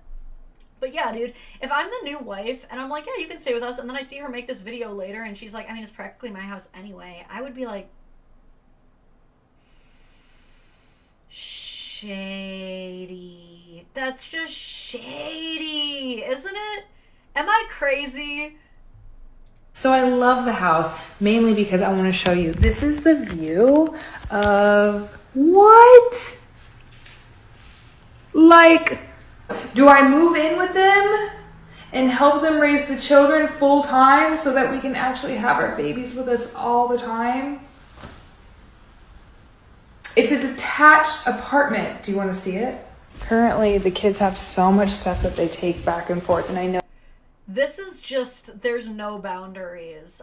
And again, maybe the new wife is honest to God so comfortable and confident and like none of this bothers her, but she hasn't even formally moved in yet, and she has an all access pass to the home to just walk around it and film and record, and like this would just weird me out. Like this kind of behavior would just be weirding me out 6 ways to Sunday. Like when me and my husband were looking for houses to buy, like when we first got engaged and it was like, okay, now we're gonna get our house together, there was one house that we were gonna tour that we ended up buying, and this was actually our first house, then we moved into this one, but we asked the ex if my stepson could come with us to tour this house, And she said yes, but then brought him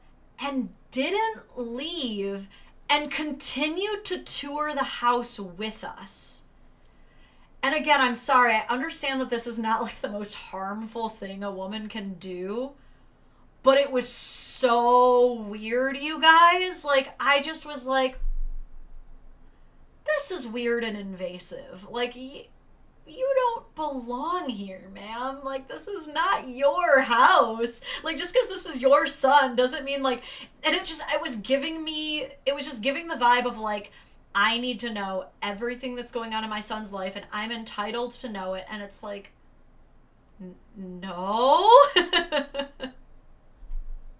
This is just the vibes that I'm getting.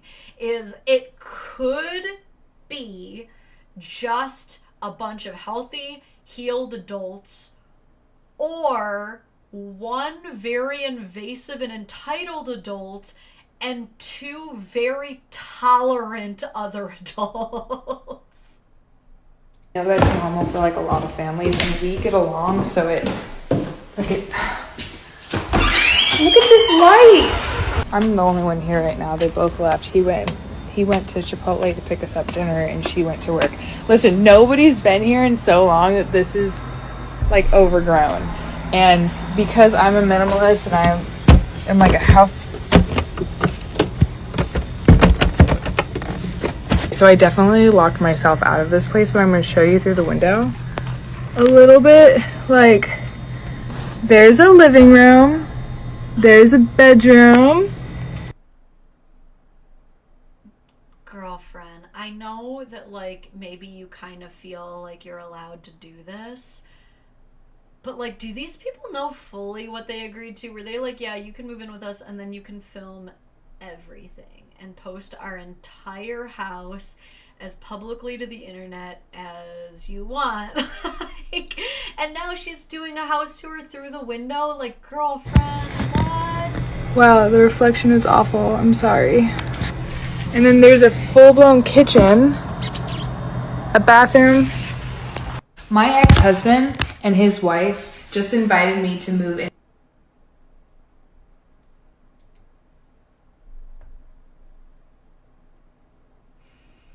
Now, I will say, if this does get awkward, it's on you too, new wife, okay? You had the delulu to think this was a good idea.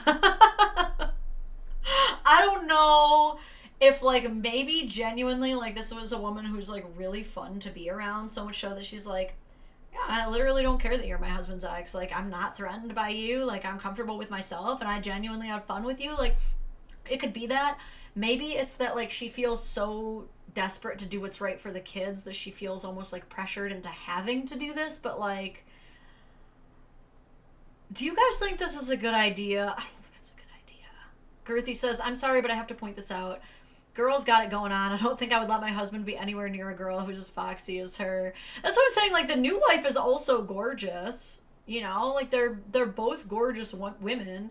And, like, if you trust your husband, you trust your husband. You know, if you trust your husband, that means it doesn't matter how hot the woman is or what their chemistry is that they've had in the past. At the same time, though, like, there's trust and then there's just, like, general respect. Like, I don't know. This is just so... Okay. I'm going to show you a few more videos, because this is still, the cute versus questionable territory is strong here.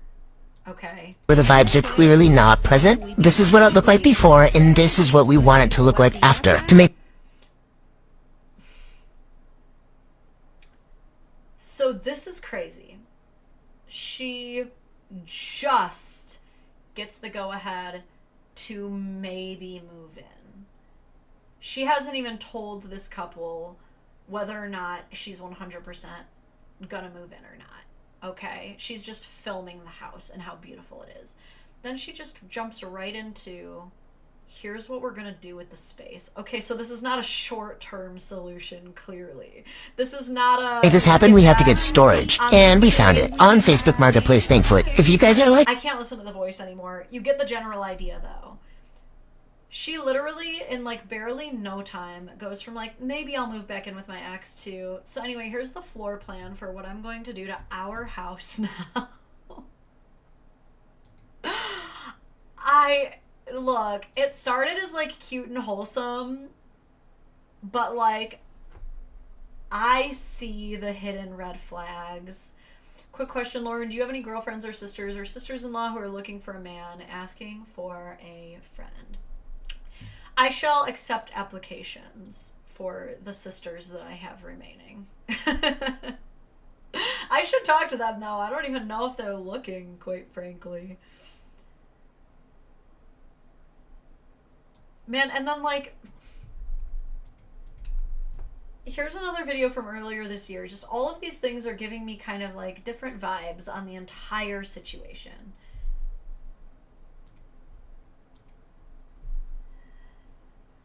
January me, did we ever get a girlfriend? November me. And then pans to a man.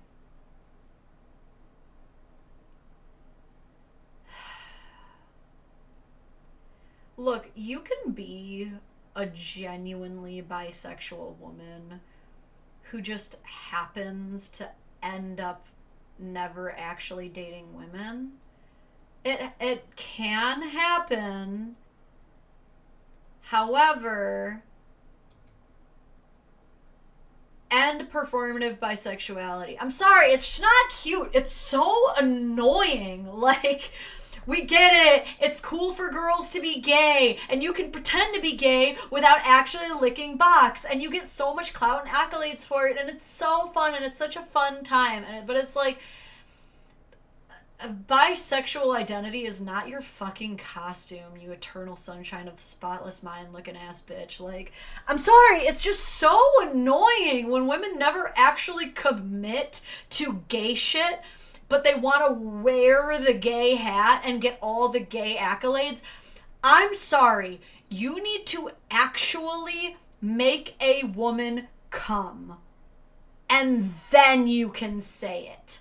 Okay? You don't get to occasionally kiss girls publicly at a bar where everyone can see you and then don't do nothing behind closed doors and go, I'm bi! No, you're not. You're a performative bisexual. You're not actually really for the gay. Like, you're not actually there. I'm so sick of these women who are like, I'm a bisexual. And then you actually put a vagina in front of them and they're like, you're not gay! You're not gay! You get this fake shit out of here! You are not gay, lady. You are straight as fuck. You literally married the straightest looking himbo you could find, had 3 kids with him, dated 0 women, dyed your hair blue, and then decided that makes you gay. It does not! It does not. You gotta really commit, okay, ladies? I'm sick of this fake gay shit. I want you in that box, fully smashing like a true lesbo queen, okay? I'm so sorry about my coffee tongue. I really want to brush it. I gave myself the worst coffee tongue, and now it will haunt us for the rest of this live. I just imagine Lauren yelling at another girl for underperforming. Like, I will just say, like, true bisexual women know. They know when you are actually bi versus when you are, like, experimenting. And some of the gay girlies, they're like, I don't mind if they're just experimenting. I'll have fun with it. The other ones are like, why did you lie to me? Why did you fucking lie to my face and tell me you were bi, and that's the way you eat box? What is this? Now, to be fair, like, I guess you can be gay and just suck at it. You can, but you know when the effort, like, you can tell by the effort. Okay? I don't know how else to explain it. Alright. Anyway. I'm gonna end it on this section, not the whole live, but I'm gonna end this little rabbit hole on this. It's like a little montage, and it says, everything we've gone through, every painful therapy session, every tear that's been shed, every bit of healing we had to do, all of it has led us to this moment right here, right now. 2 moms, 2 dads, trusting their intuition, coexisting in the same home. Where there is fear, there is an opportunity to trust. So, like, are we supposed to believe this? Are we supposed to believe that, like, this is really happening? And also, how? How and why? I need more details, is the thing. Because there's just a lot missing. How did you divorce? How long has it been? Who started dating who first? Were there ever rules established? This, like, looks good on paper. Okay? This looks like a beautiful, like, the co-parents that somehow broke through and are just nailing it.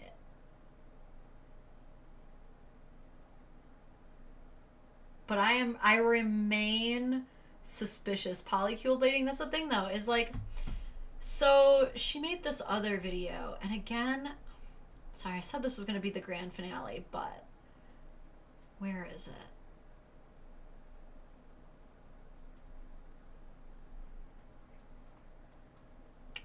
Did I save it?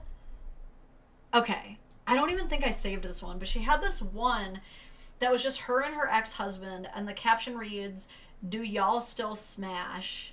And then they look at the camera and do one of these. How do we feel about that? Because I was like, that's also weird to me, because it feels like you're just drawing more attention to it. Same with the whole, like, don't me and his new wife look the exact same? Like, it's almost like a cope where you're trying to make it sound like it was your idea thing. Does that make sense? Like, maybe it bothers you that his new wife looks like maybe like a younger version of you, and so now you're just trying to, like, joke about it. Or maybe it does bother you that, like, you're not smashing, so now you're just trying to joke about it. Like, the whole thing is so bizarre to me. I want to be happy for them. I really do. Like, if it can be really true that an ex-husband and an ex-wife and their new partners can, like, kind of live in this, like, separate but together attached garage or whatever it is living situation, so that way they're never missing anything with the kids and they can co-parent, like, maybe that is a dream. So I feel like something nefarious is, like, maybe I'm just skeptical. I don't know. Okay? It's all just weird and cringe to me. It just seems like it will turn into some kind of weird poly thing, or they'll end up fighting. I want to know why they divorced. I feel like that's going to play a huge role in it. You know what I mean? Also, like, weird random fact, but, like, also while I was looking through their story, apparently, like, she was kind of obese when she was with him and lost 300 pounds after they got divorced. So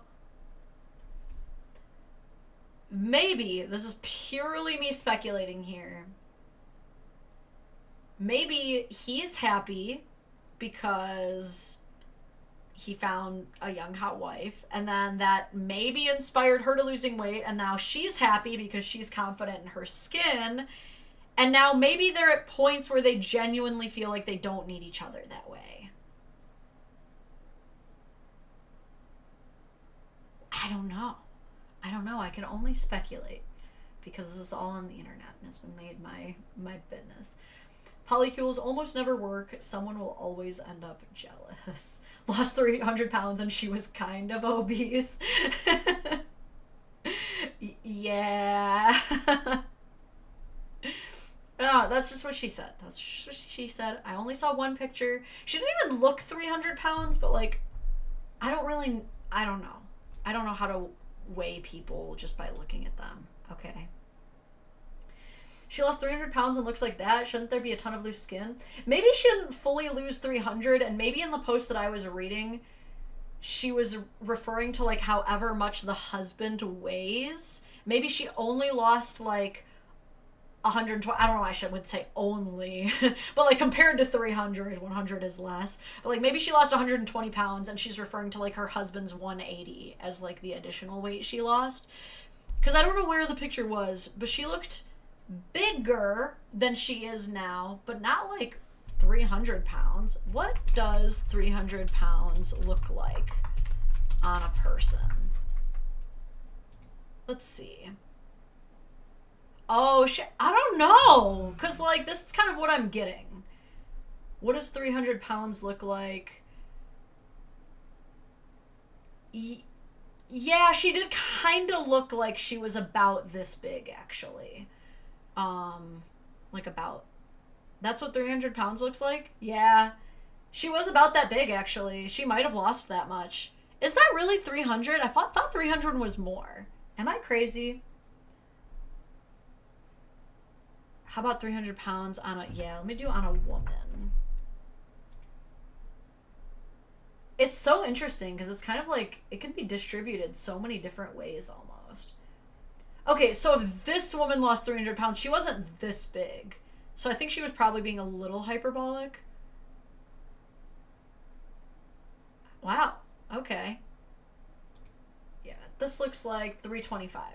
Okay, she was about that big, honestly. Maybe like closer to here. So like maybe the exact 300 weight.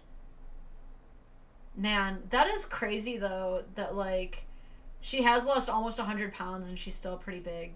That's why you never ideally want to get that big. Obviously easier said than done, but like I can't even imagine losing 100 pounds. It's hard enough to lose 5 pounds.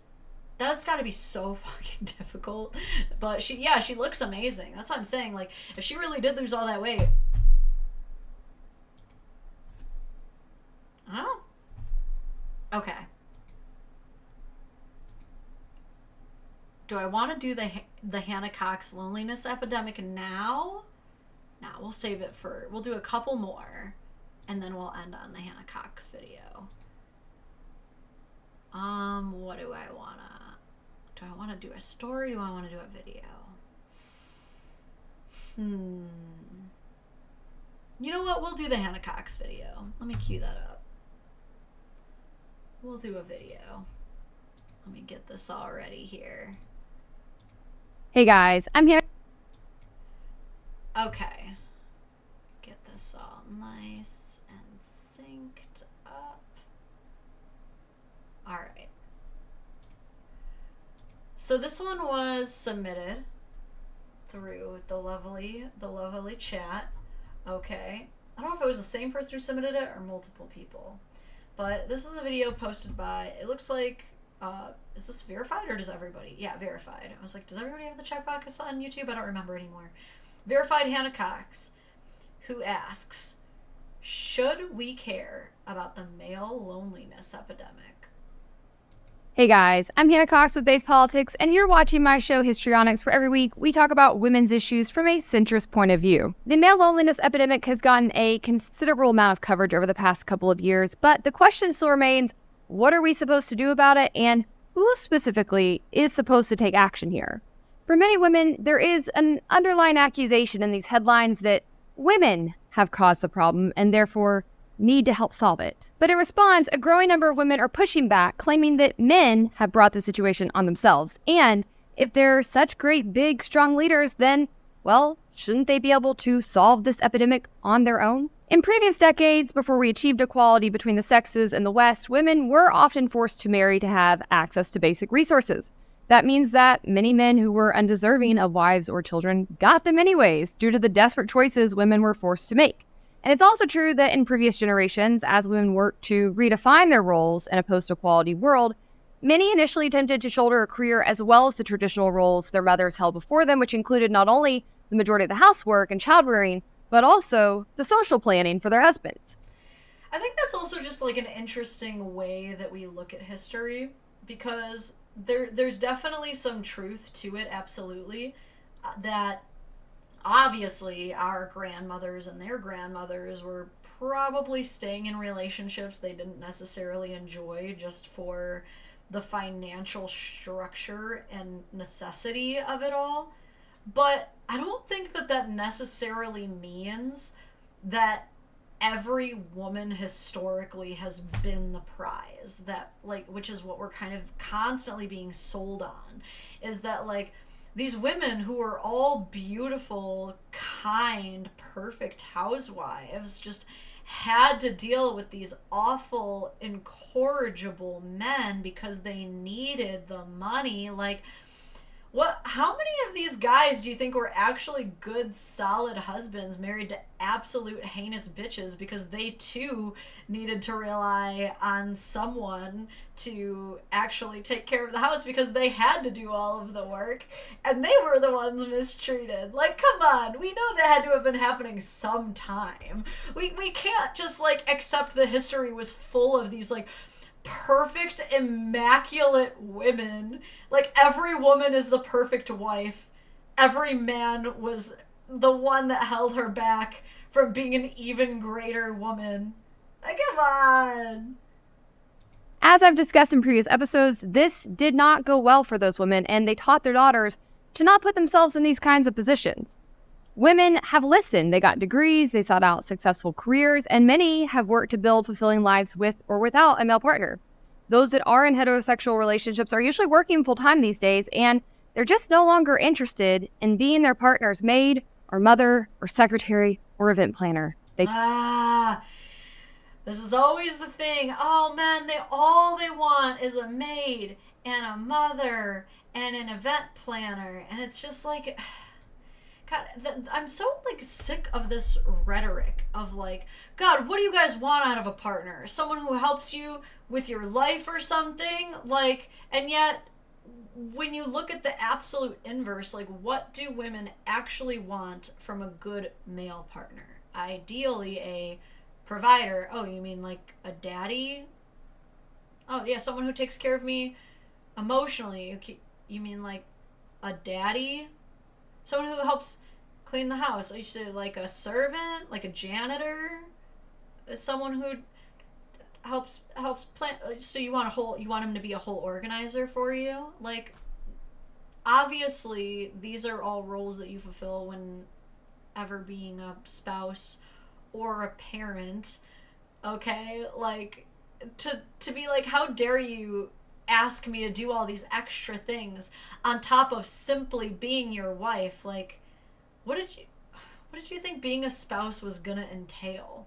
Just sitting around with your thumb up your butt and being like, I did it, I got a ring on my finger, life is over now? It's fucking work. I know that a lot of people don't like to hear that. They're like, I hate when people say relationships take work. It shouldn't be work. It should be fun all the time. People who say that, I guarantee you their partners are doing all the work in the relationship. Whenever you hear someone who's like, relationships really shouldn't take work, it should just happen organically, those people are not nearly doing enough work in their relationships at all. Aaron says, I just want someone who doesn't sabotage my efforts to create a life. Well, maybe if you didn't do it differently than them, they wouldn't have to, Aaron. Wait, before we continue, Thomas says, I can list a handful of men in Gen X and above that were emotionally manipulated and abused by their wives until they were finally divorced. I'm not sure it's common. I have a small sample size. Well, I mean, that's like similar to what I said. It's certainly not all. Certainly not the majority. But like, to suggest that only women get trapped in toxic marriages, there's a reason that women leave 80% of the time and file 80% of the time and men don't. And it's not because men are happy. It's not because every single man is happy, because every single woman is good at marriage. It's usually, honestly, because men have more to lose, to be honest. They think those should be paid jobs, and they're looking for equals. And this has left men, whether single or partnered, to figure out these adult roles for themselves, as they should. But as Richard V. Reeves, who is the founder of the American Institute for Boys and Men, puts it, patriarchal economic structures held women down economically, but propped men up emotionally. And now, as women gain greater economic independence, a lot of men are falling emotionally. Not only that, but many women point to the ongoing violence and misogyny against women, threats women face both from strangers and from their own partners, I might add, and say that male loneliness is simply the result of women leaving bad men alone and to their own devices. So, should we care about the male loneliness epidemic? What can actually be done about it? Who should be doing the doing? We're going to discuss all of that today, but before we dive into this episode, make sure you like the video, subscribe to my channel if you've not already, and is the implication there that men are becoming more dangerous? Is that kind of what she was suggesting? Oh, sorry, Emil, I missed your super chat. Relationships should just happen organically. That brings some good old memories. Wait, what do you mean by that? Now I'm curious. But yeah, like, was she just... I'm curious what she means by that. Like, you know, it seems like she was implying, well, the male loneliness epidemic is, I mean, misogyny. And it's like, well, wait, are you implying that men are becoming more misogynistic? Do you think that's true? Do you think that society is becoming more misogynistic as a whole?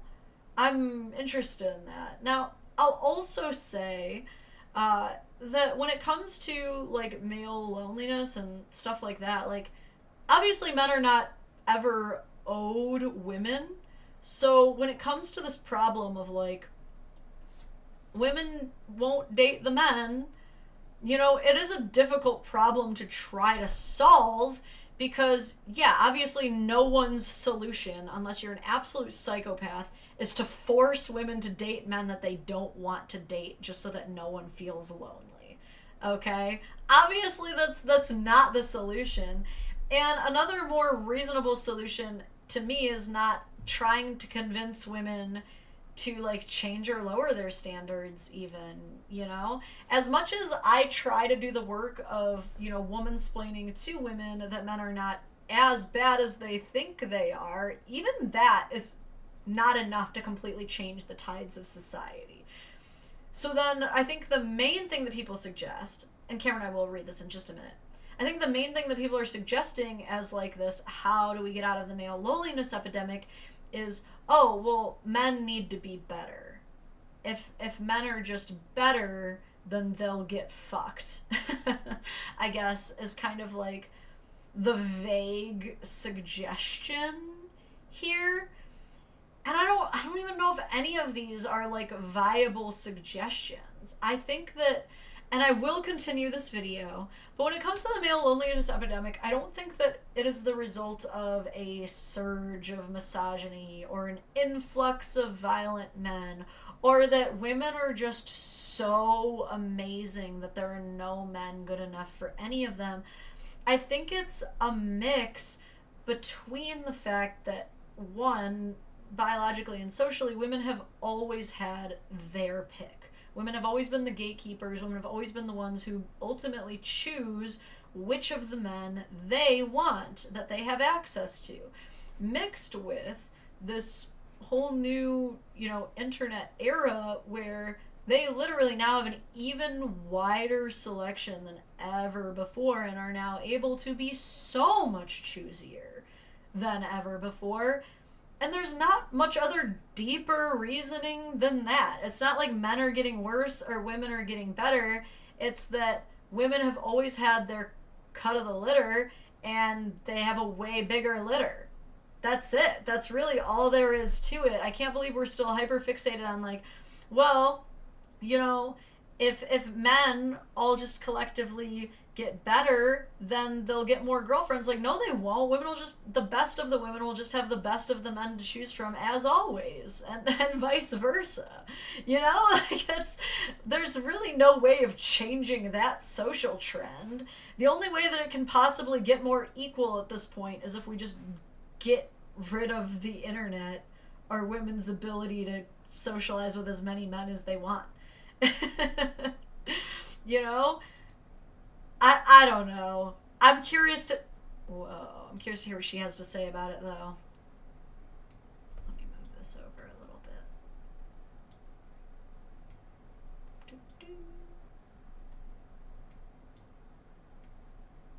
Of course, ring that notification bell so you never miss one of my episodes. It has been a very heavy couple of weeks in the media for women. There have honestly been too many horrific stories of violence against women for me to possibly even cover on this show over the past month alone. You've had the trial against Dominique Polycule, who is the man who drugged his wife and set up encounters for dozens of men to rape her and give her STDs over the course of decades. And that's been making headlines in France over the past couple weeks. You've had a former contestant in Miss Switzerland who was horribly murdered and pureed by her husband. And then, of course, you have the women of Afghanistan who are no longer allowed to even laugh or speak or sing in public or seek an education, and who are being forced to walk around in full hoods at all times. Okay. I'm going to leave Afghanistan out of this because we're talking about a kind of a Western phenomenon. I don't know if Afghanistan is having a male loneliness epidemic. They literally have entirely different laws than us. So I'm going to leave that one out of this. But it's like, you're leading into a why is there a male loneliness epidemic by talking about very isolated, horrific incidents. And as if there's like a correlation. Like, you're trying to position to us that women are not dating men the way that they used to because all these violent crimes, look at these violent crimes. It's like, you just listed 2 violent criminals in an area that just has violent laws just straight up. So again, like, I'm going to take that out of the conversation at the moment and just focus on America. Like, you described 2 American criminals. 2 men. Okay, I will remind you that literally less than 1% of all men make up all violent crime statistics. You listed 2 men. What about the hundreds of thousands of men as we speak, helping clear up and all of the hurricane damage, save lives, rebuild? What about all those men? What are you talking about? This isn't a fair comparison. You can't just say, well, look at the news. That guy stabbed that girl and that guy punched that lady. So what do you expect? Do you expect us to want to date those guys? Like, okay, what about all the other ones doing tons of amazing other good things? What are you talking about? Well, you missed the part of the news about the guys who donated hundreds of thousands to charity or visited the hospitals or donated plasma and blood. What? There's also been a rise in anti-women rhetoric on the right in the U.S., which I've covered extensively here. There's been growing attacks on women who don't have kids by prominent GOP Republicans, and also incidents of women dying, even here in my own state of Georgia, due to insane restrictions that were placed on reproductive health in some states post the Dobbs decisions. It's such a weird decision for her to start her episodes by clarifying that she's a centrist and then, like, within 3 minutes launch into anti-right-leaning media. That's a choice. So given this environment, it isn't hard to see why some women are arguing that men have either brought the loneliness epidemic on themselves, or at the very least that women's problems are still more pressing, and men should care about some of these things first before women are expected to come in and fix their loneliness crisis. This discussion has been... That's such an annoying argument every single time, is every single time that men are like, hey, we're experiencing something that's causing us to unalive ourselves way more than women are. And then women are like, okay, but our problems are worse, so we need to fix ours before we can worry about yours. Like, this goes back to the you can't pour from an empty cup thing. If you want men to even be around to care about what you're going through, you also have to care about what they're going through. This is not like a one or the other situation. It's not like if we focus on some of the issues that men are facing that are literally killing them and robbing children of their ability to have present fathers in their lives, then it's not like women's issues will never go solved. That, like, what a broken statement and such a like false equivalence that keeps people from refusing to pay attention to men is they really try to like make this into this dramatized worst case scenario of like, wait. We can't help out lonely men because that means that feminism will fall apart as we know it. Helping men is feminism. Oops. Said the quiet part out loud. Raging across social media platforms online. I'll give you a few examples. This person on Twitter said the male loneliness epidemic is simply accountability for men's misogyny. Leave them alone and maybe they will learn. Another person who was... Wait. So her solution to the male loneliness epidemic is to... Let me check my notes here. Leave them alone. That makes total sense. Men are suffering because no one's paying attention to them. Maybe if we don't pay attention to them, it'll fix it. That's right. You know, I heard there's kids starving in Africa. I bet if we don't feed them, they'll figure it out. Was responding to the reports about the Swiss model who was murdered by her husband, said strangled, dismembered, and pureed in an effing blender by her husband. But y'all want me to care about a male loneliness epidemic, men killing their wives, girlfriends, and daughters every single day, but I'm supposed to believe that misandry is, quote, just as bad as misogyny. Dude, what are you even talking about? These are two separate issues. Do you think these men are pureeing their wives, heavy on the keyword wife or girlfriend, person who is literally giving you romantic attention because they're lonely? These are two separate issues that you're describing. We're literally telling you, like, there are men who feel alone. There are people who are literally so unwilling to tune into them and any kind of emotionally intelligent level. They're lacking so much emotional intimacy. Fuck the physical intimacy part. Men are so devoid of emotional intimacy that it is causing mass depression. And they're like, okay, but guys with wives are murdering them. And it's like, I don't think these two things are in the same field house, actually. No? Now, I'll agree that these men who commit these violent crimes are causing problems for the rest of the men. Absolutely they are. And I don't think any one of us is disagreeing with the sentiment of don't puree women. I think we're all on that team. But obviously, if you're coming out from that with the mindset of like, well, that guy killed his wife, so none of us can ever feel bad for men again. That's not the takeaway. And lastly, this person said, most of the, quote, male loneliness epidemic is women just choosing not to interact with awful men, and the men crying that they are entitled to women's attention and affection and bodies. And listen, I'm going to push back on some of this, but the frank truth is there are some men who need to be avoided, who are dangerous, who are destructive. Yeah. And I think anyone who's ever tried to befriend, like, the weird kid has probably had to learn the hard way at least once that a lot of the times, the people who are alone for a reason, of course. And I think it's very valid to point out, too, that the internet in general and what it's provided for us, on top of all of the amazing streamlines to success within our culture, society, and advancements technologically and medicinally, is it's also brought us a shit ton of antisocial behavior. quite frankly. There are a lot of us who are like so chronically online that we've developed really antisocial tendencies. And so I think that as well can be blamed for the male loneliness epidemic. But these antisocial behaviors aren't just men. Let me read this real quick.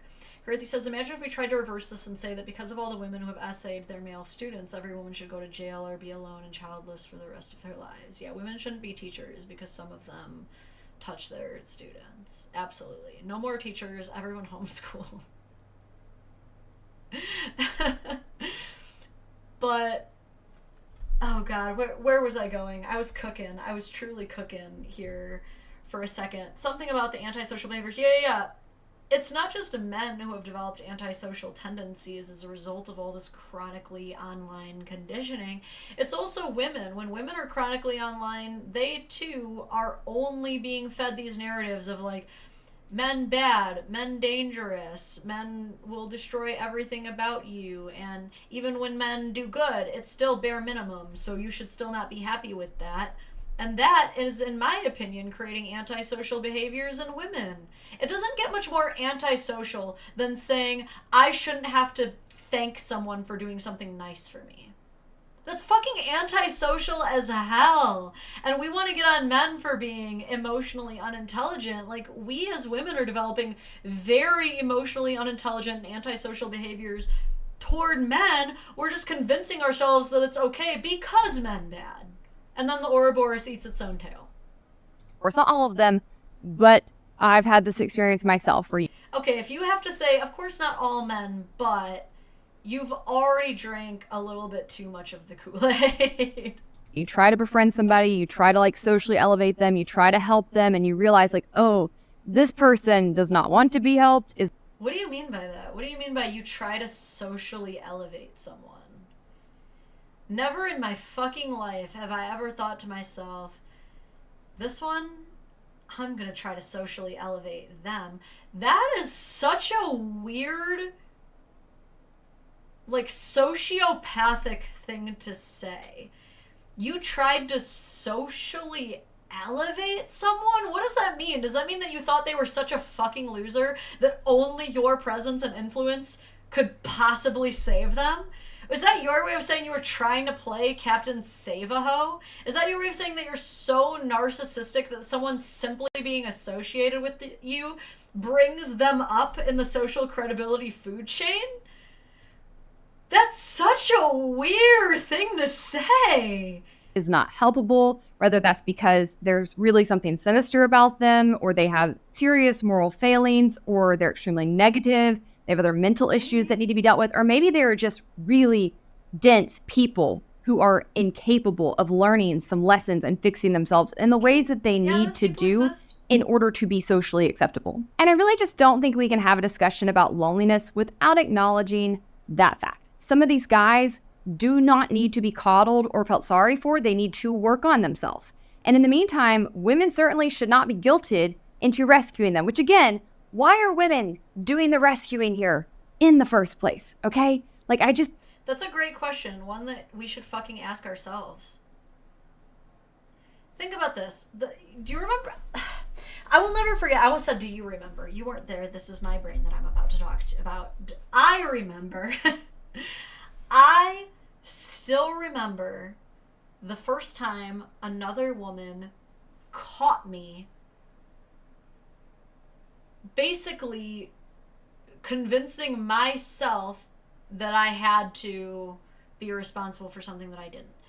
And it was when I had said something like, well, because I have to clean up after him. And someone said, wait, what do you mean? Why do you have to? And I was like, well, because he leaves the dishes out, so that means that he's making me clean up after him. And they were like, no, he's not. He left the dishes out. That doesn't mean you have to do it. You could leave them there and make him do it. This needs to be spelled out for some women. It really does, because I can't tell you how many wives, it's probably every wife, quite frankly, they get married, and instead of like actually having a sit-down discussion of these are the chores, These are the chores I prioritize, and these are the chores you prioritize. These are the chores I hate the most. These are the chores that you hate the most. This is how we're going to navigate it. Instead, they just go into this marriage with this idea of how things are supposed to be, and when things don't go exactly how they think it's supposed to be, they just have these preconceived, pre-aligned destinies built up in their head, and they convince themselves, like, this is the most popular one. It comes back to the sink cup. He left that cup by the sink because he's lazy. He doesn't care about me. He thinks it's my job to clean up after him. He thinks that I'm the one who's supposed to do the dishes. He hates me. And now you're livid at this man, not just because there's a cup being left by the sink, but because you're convinced that the cup is by the sink because he doesn't have any respect for you whatsoever. Have you asked him why the cup is by the sink? Because you might find out that the cup is by the sink because he was not sure if he was done drinking for the day. And if he's not done drinking for the day, it's right there by the sink where he can remind himself to put it in the sink once he has decided in totality if he is done drinking or not. There's so many methods behind so many versions of madness that a lot of women never care to investigate because they decide that the mystery is over as soon as they've come to whatever dramatic conclusion they've come to in their head. Chore's not done because husband hates me. That's the reality that I'm living in now.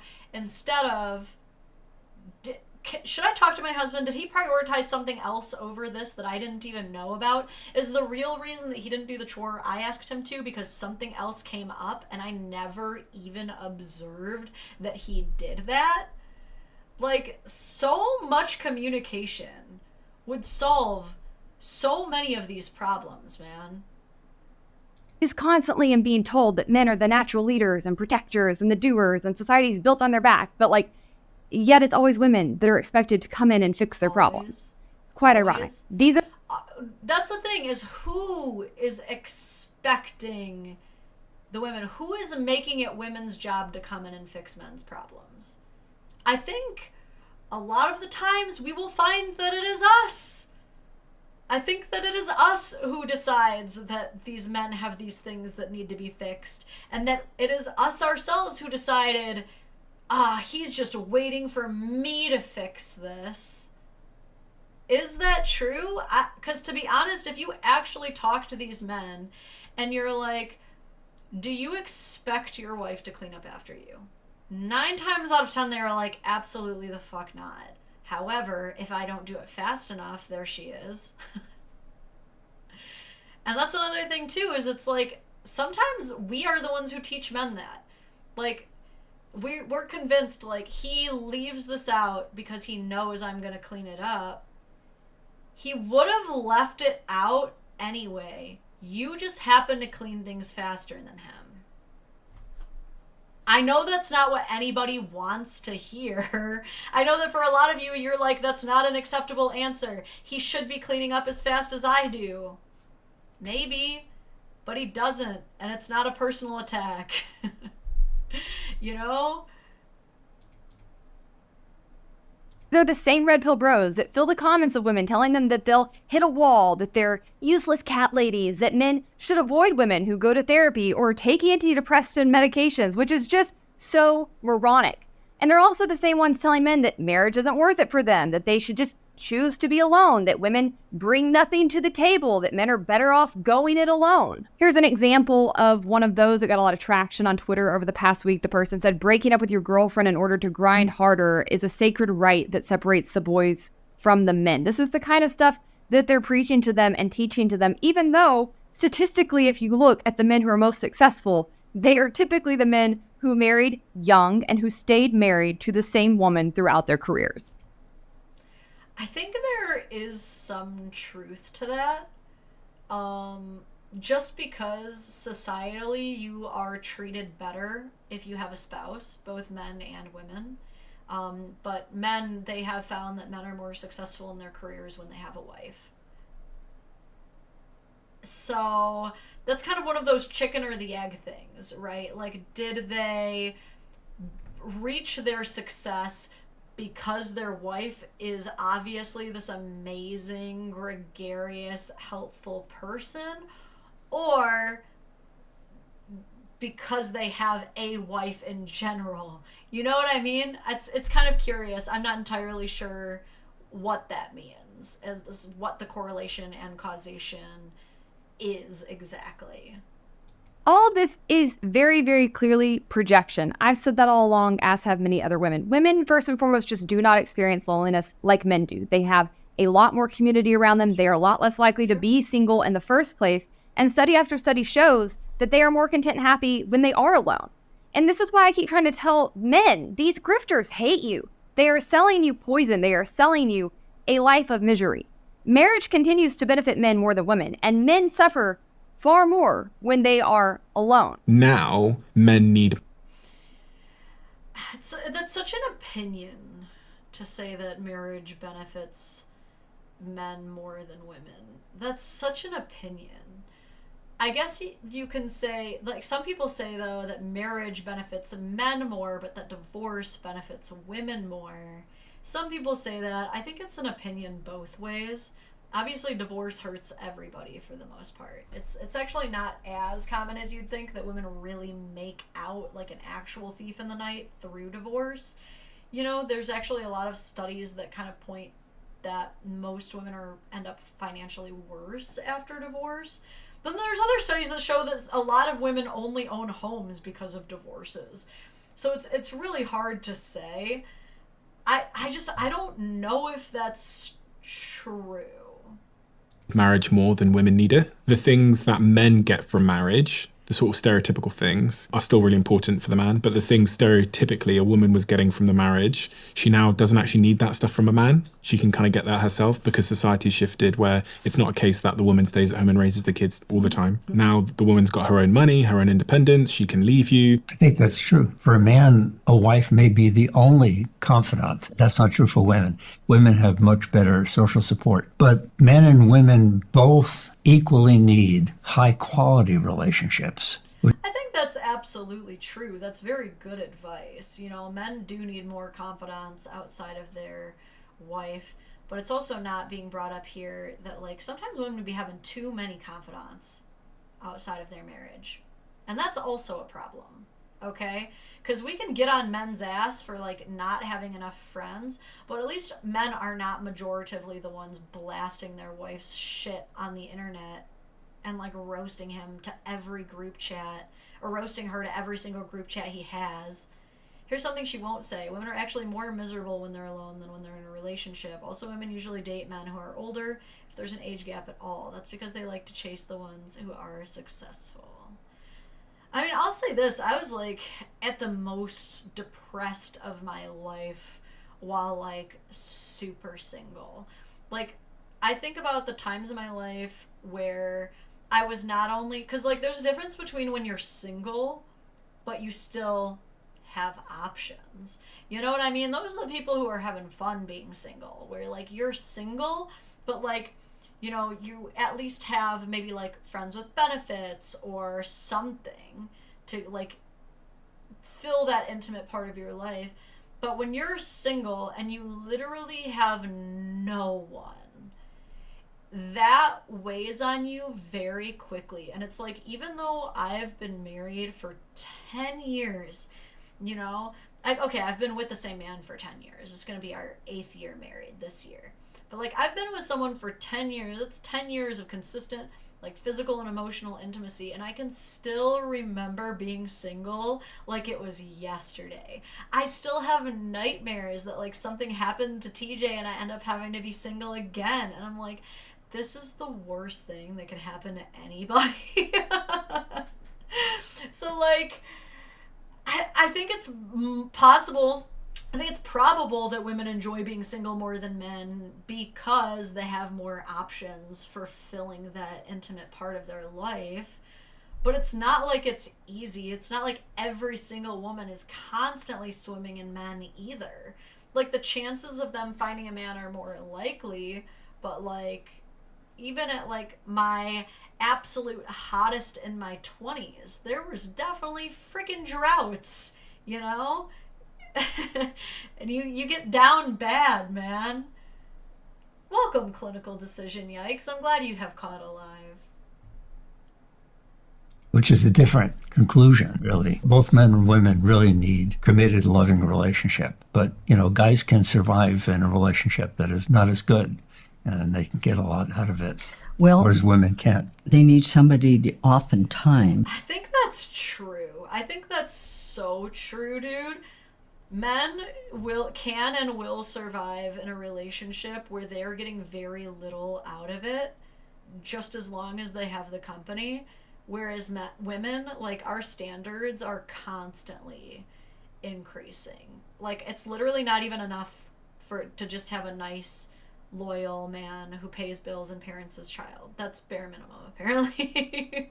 So this is changing, but they need somebody to cook. They need somebody to clean. They need somebody to do their laundry. Listen to them. To listen to them, to help them sometimes solve work problems, or at least listen to their stresses. So, name one man who has ever asked his wife to solve his work problems. Okay, I know it's happened.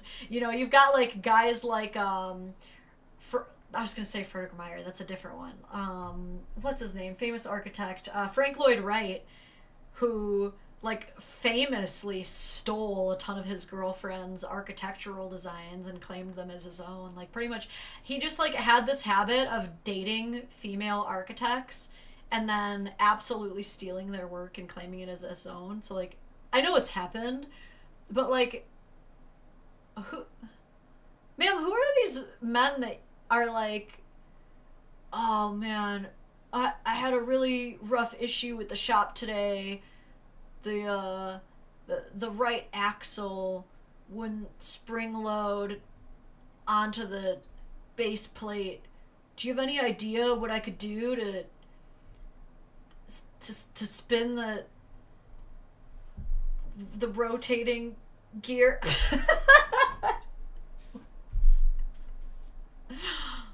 Never. What? Coming home and asking you to solve work problems? Now you guys are just making up stuff that men expect out of women. You're just making things up. Yes, there are men who are quite frankly like adult man children who are like, what? Do you want me to do the dishes? I don't know how to do the dishes. What? You want me to do the laundry? I don't even know how to load the clothes. Like, there are guys like this, but like, you literally just made up that thing about, like, men asking for help solving work problems. Huh? Oh, yeah. I think men need to wake up and have the wisdom to realize when they are being sold a crock of shit, because they are here. Like us, companionship is important. It is beautiful and it is desirable. And the problem modern men are having is that companionship is changing. These red pill guys. So anyway, modern men...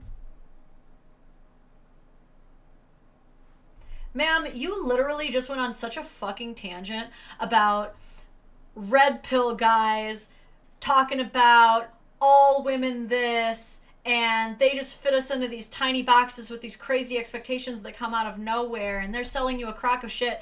And then you just literally came right back around and you were like, these modern men who are all the same. Does anybody else see what happened there? Freedom Fiend, don't forget to bongo sort the turbo encabulator. Never forget. As easy as changing a tire. I don't know how to do that. Equation is not the same as it used to be. They used to get a lot more for a lot less because they were operating in a depraved and oppressive system like slavery. And now, just like the former plantation owners,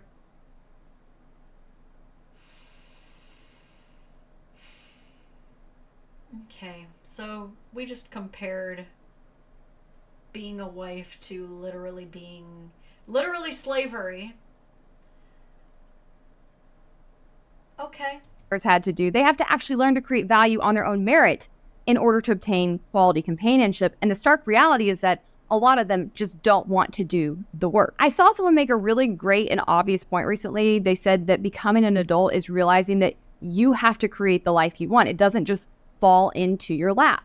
Isn't this crazy too that like it's crazy to me that women come onto this internet and they want to tell men, guys, you can't just be a wallet. You have to be more than your wallet. You can't just show up and expecting your wallet to be enough.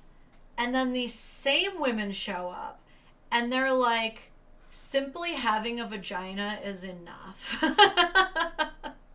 Do they not though? Is that not it? They literally want to preach to the men and be like, listen, you're worth more than your wallet, you know. If you just show us what more you have than your wallet, we'll be interested in you. And then these same women are like, I'm a woman. What more do you want from me? Let me read these super chats. Sarah says, gender does not make a homogenous group.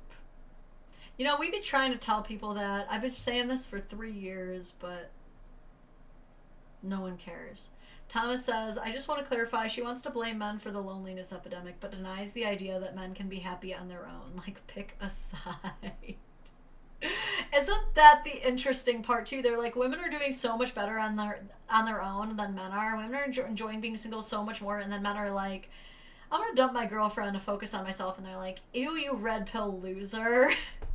I'm sorry to say it, but she seems like a bitter, lonely woman with no man. Maybe she needs to go out there and get her some D. This is the problem, though, is like, women who speak like this either... It's honestly not that they're not getting any. It's that they have an overabundance of dick. It's that there is literally, they are slapping dicks away, fighting for their life like it's their job.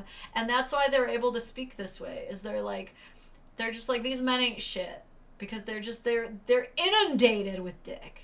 Samantha, thank you for the dono. An interesting video idea. Explore how denying a boy his father opens him up to being red-pilled because he's looking for a male role model. I've really thought about covering this topic because I've talked a little bit before about how I completely understand how men end up in these red pill spaces. Because the red pill spaces, these like Andrew Tates of the world and like, listen men, like we're here for you, they're some of the only places that are actually welcoming these men in. It's kind of like, you know, you can hate on church and like religion all you want, but a lot of these churches and religions are some of the only places taking in these disenfranchised, like broken people. You know what I mean? And so that's, of course, naturally why these men would cling to these areas. They're the only people fucking listening to them. You know? Maybe it's not necessarily that the answer, because it's like the two answers they seem to want to give us are men, solve your own problems, but also not like that. You know? I think a huge part of this is if we can build healthier spaces for men. It's just really hard to do that because every time men create spaces for themselves, everybody wants to shut it down because they think that it's unfair that men are focusing on themselves and not on women in general, which only radicalizes the men's spaces that are trying to be just for men a little bit more than they would have. And then the men's spaces that are still trying to be feminist the way that the women want, they end up just getting like crushed out by the boot because they just want to make all the women happy. You know what I'm saying? It's really tough to find that happy middle ground of men's spaces that are actually still catering to men's needs without putting women on the back burner, but without also letting women completely take over the men's spaces. It's tough, but no one wants to even let men find that happy middle ground. And I think this is something that's not clicking for a lot of men. This discussion actually is pretty rampant in like female discussions online. Women talk about the light bulb moment where they realize like nobody's coming to save you. There is no white knight. You're going to have to save yourself. You're going to have to fix your own life. I don't see men, when we talk about these kinds of issues, having that same recognition that no. Hannah literally shows a tweet where men are like, my girlfriend's not going to save me. Grinding will save me. Hannah, 5 minutes later. Men just aren't really having these conversations. They're just always relying on women for everything. Pick one. Cirrus, thank you for another super chat. Says, fun fact, the red pill comes from the Matrix, a trans allegory made by 2 trans women, and the red pill represents taking HRT, specifically estrogen. I don't know if that all is true. I know that it's true that the Matrix was indeed written and produced by 2 trans sisters. I did know that, and I think that's rad.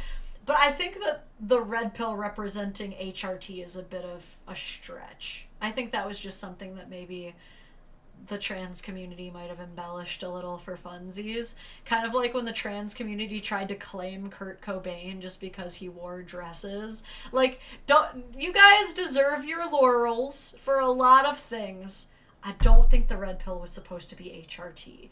But I'm actually a little bit okay with you guys trolling the red pillars by saying that. I don't care enough to prevent you from trolling the red pillars. And then Domestic, thank you for a super chat, says, just showing support. Thank you. Oh, it is? Look it up? Okay. I could be wrong about this. But I always thought that it was more supposed to be... I think that's still a stretch. Alright, I'll look it up. Is the red pill supposed to represent HRT?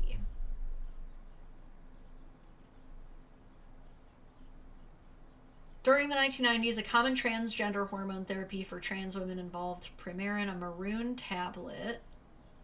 Okay, but that's not enough proof, because everywhere I've ever read is the red pill is you understand what's actually occurring in the illusion, and the blue pill is like you just stay. But wait, Newsweek. Okay, the Matrix creator explains what the red pill really is. So they're saying it is a metaphor for estrogen hormone therapy. So that's okay, the creator themselves said it. Okay, it's because the estrogen pill typically comes in red. Huh, okay. So it's kind of like, obviously, like, baseline vanilla Matrix is you watch it and you're like, the red pill helps me see the world, the blue pill doesn't. And that's one way of looking at it. But then there's, like, the modded add-on version where you know that it also means estrogen. Kind of like how you can enjoy Harry Potter knowing that Dumbledore isn't gay, but then J.K. Rowling came out years later and was like, he's gay, and so now you can go back and enjoy gay Dumbledore if you want, but it doesn't really change the plot. Okay, let me keep reading these super chats. You guys are so kind today, by the way. Holy shit. Aaron Jeffrey says, one specific trans woman postulated that Kurt Cobain was trans. That is not a widely held opinion. Yeah. Sorry, I should have clarified. It's not like the whole trans community was like, Kurt Cobain is ours! Like, just a couple of them. The idea is that HRT is recognizing the truth about yourself.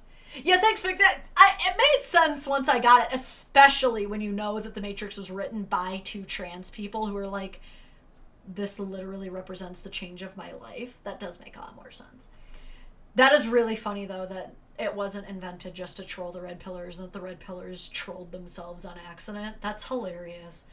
Doom for Zombie says, did you see the semi-viral tweet talking about men not having spaces, admittedly badly worded, but the message is there? I probably have seen it, and it's probably going back to a lot of what Hannah is talking about in this clip of, like, I've heard so many different variations of that hot take of, like, men would be happier if they would create spaces for themselves. Stop relying on women. You guys are just not creating spaces for yourself. And again, every time men try, it gets shut down. You would think that if men had all of this patriarchal power, that more than one shelter for males experiencing domestic violence would exist. Why doesn't it? You know, like, it's not because we're waiting on women to do it for us. Like, it's because women do have power, and women do frequently use their power to try and shut down anything that centers men. And a lot of people would hear me say that sentence and go, yes, good. Shut down everything that centers men. We don't need to center men. We've centered men for long enough. There's plenty of that mentality going along, you know? Okay, let's keep going. Nobody's coming to save you. You're not a child. You're an adult now. And if you want to have a beautiful and rich life, you're going to have to build it, okay? You're going to have to actually do some things, do some work in order to achieve. Do you think men don't know this? That's so fucking patronizing. Dude, tell me you literally have never even tried to stand in the shoes of the male experience without telling me. You're really gonna go, men, have you ever tried just working hard for yourself? Have you ever even tried that? Like, you're not a kid anymore. Oh my god, thank you. I've never heard that from anybody before in my life.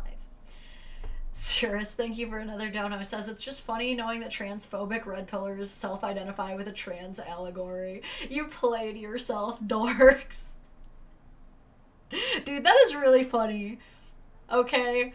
I also just think it's really stupid when, like, grown adults have to, like, self-identify with, like, a pill.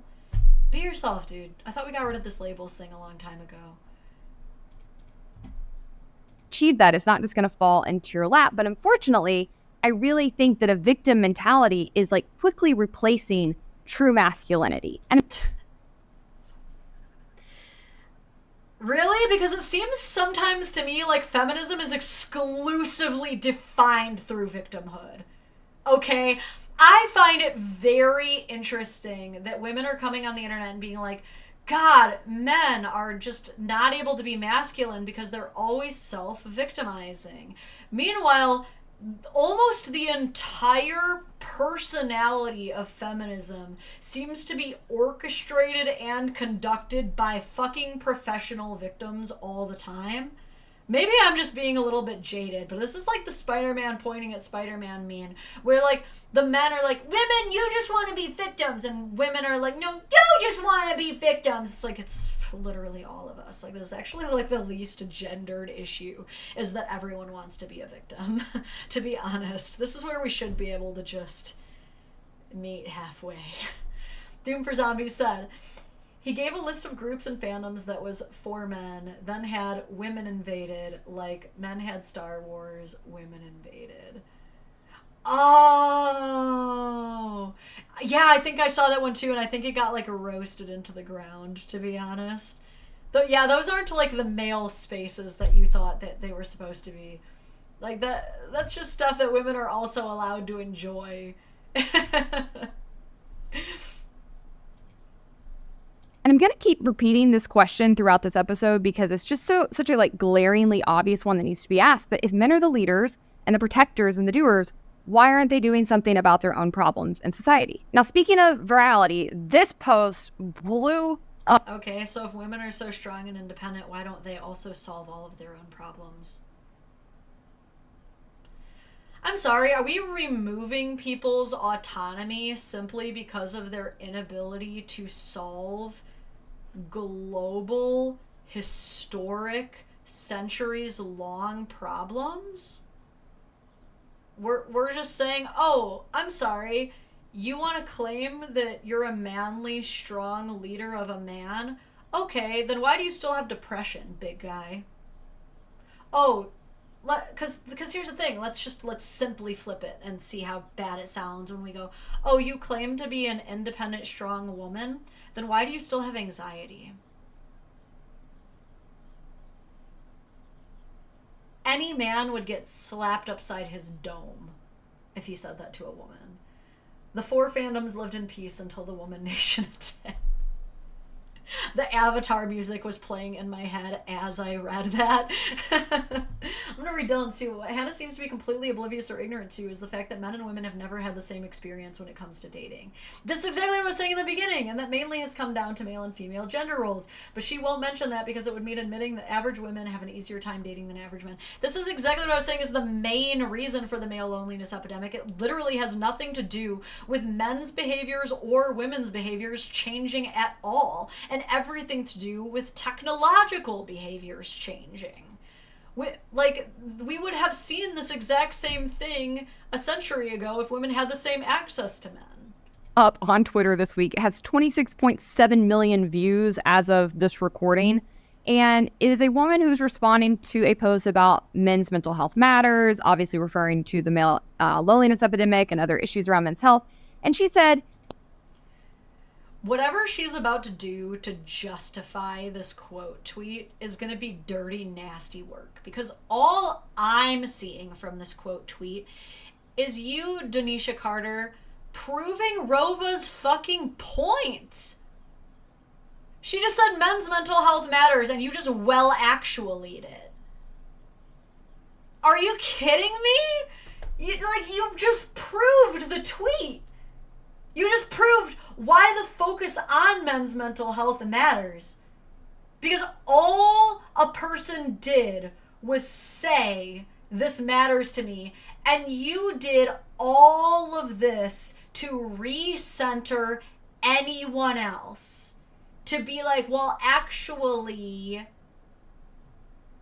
If men's mental health mattered to men, they'd be creating safe spaces for themselves, masculine, that are truly healed, that like have it together, versus those that so truly do not. But this guy quote tweeted her and he said, I was raised with a pretty traditional idea of masculinity, but that was at least rooted in taking responsibility for yourself, your mental and physical health, the well-being of your loved ones. All I see from the modern manosphere is victimization and grievance peddling.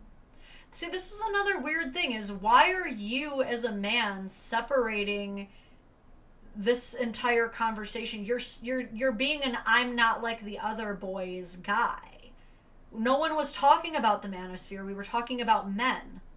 Just men, which you are one. And your mental health matters. Why are you agreeing that your mental health should be put on the back burner because, oh, you are not like the other guys. You were actually raised with real masculinity, which means what? That you're able to not care, or at least, you know, my mental health is my responsibility, not any woman's. I'm so manly, I won't even burden women with my mental health. Do you see how you just took that full circle right back to the toxic part of toxic masculinity? You're not like the other guys because you are literally punching your own mental health down to the point that you're trying to argue to make women feel better about themselves, that you don't matter as much as other men want you to matter. This is the most pick-me shit of life. Like, we always yell at women whenever we're like, oh, well, you know, if my man was talking to other girls, I would simply let him because guys are just like, they need diversity. We would be like, ew, have some self-respect. But when this man wants to be like, I don't need to prioritize my mental health because I'm a real man. No one wants to say the same thing. Like, Cameron, have some fucking self-respect. Jesus Christ. Girthy, dang it, I missed it. I'm so sorry. Oh, God, I lost it, Girthy. I missed another one. I'm going to read yours, Freedom Fiend. I don't agree with the idea that that's what the red pill always meant. The directors didn't start saying that until several years later. Well, after the red pill came to me and see what's being ignored. Yeah, it is very possible that, like, maybe that wasn't their original thing, but then as they, like, dived deeper into, like, trans culture and saw what the red pill was becoming, they were like, wouldn't it be funny if we said this instead? That would be funny, but it's impossible to say, because they are the writers. Hey, Lauren, sometime we should watch videos from Professor Neil. Stop. I've gone to bat with Professor Neil. That's not the right term. Gone to bat is usually when you're supporting someone. Me and Professor Neil have, we've gone back and forth quite a couple times over the years, and I know exactly what you're talking about when it comes to Professor Neil. Where to even start with this man? Professor Neil is one of those guys. He is also an I'm not like the other guys kind of guy, where, like, this is exactly how I would describe Professor Neil. Professor Neil is just another chronically horny white man who is desperate to convince the world that he is not another chronically horny white man. Like, that's the only way I can describe it. And there's a whole subcategory of chronically horny liberal white men who are like, I am not like the other chronically horny liberal white men. And it's okay if you are. You just have to, like, be a little bit more aware and, like, stop trying to act like you're this radically different kind of guy. Like, to give you an idea of what I mean by this, when the Hawk Tuah girl first became popular and all the guys were like, I fucking love Hawk Tuah girl, and all the regular guys were just admitting that they liked Hawk Tuah girl because she freely admits that she likes to Hawk Tuah, and that's fun.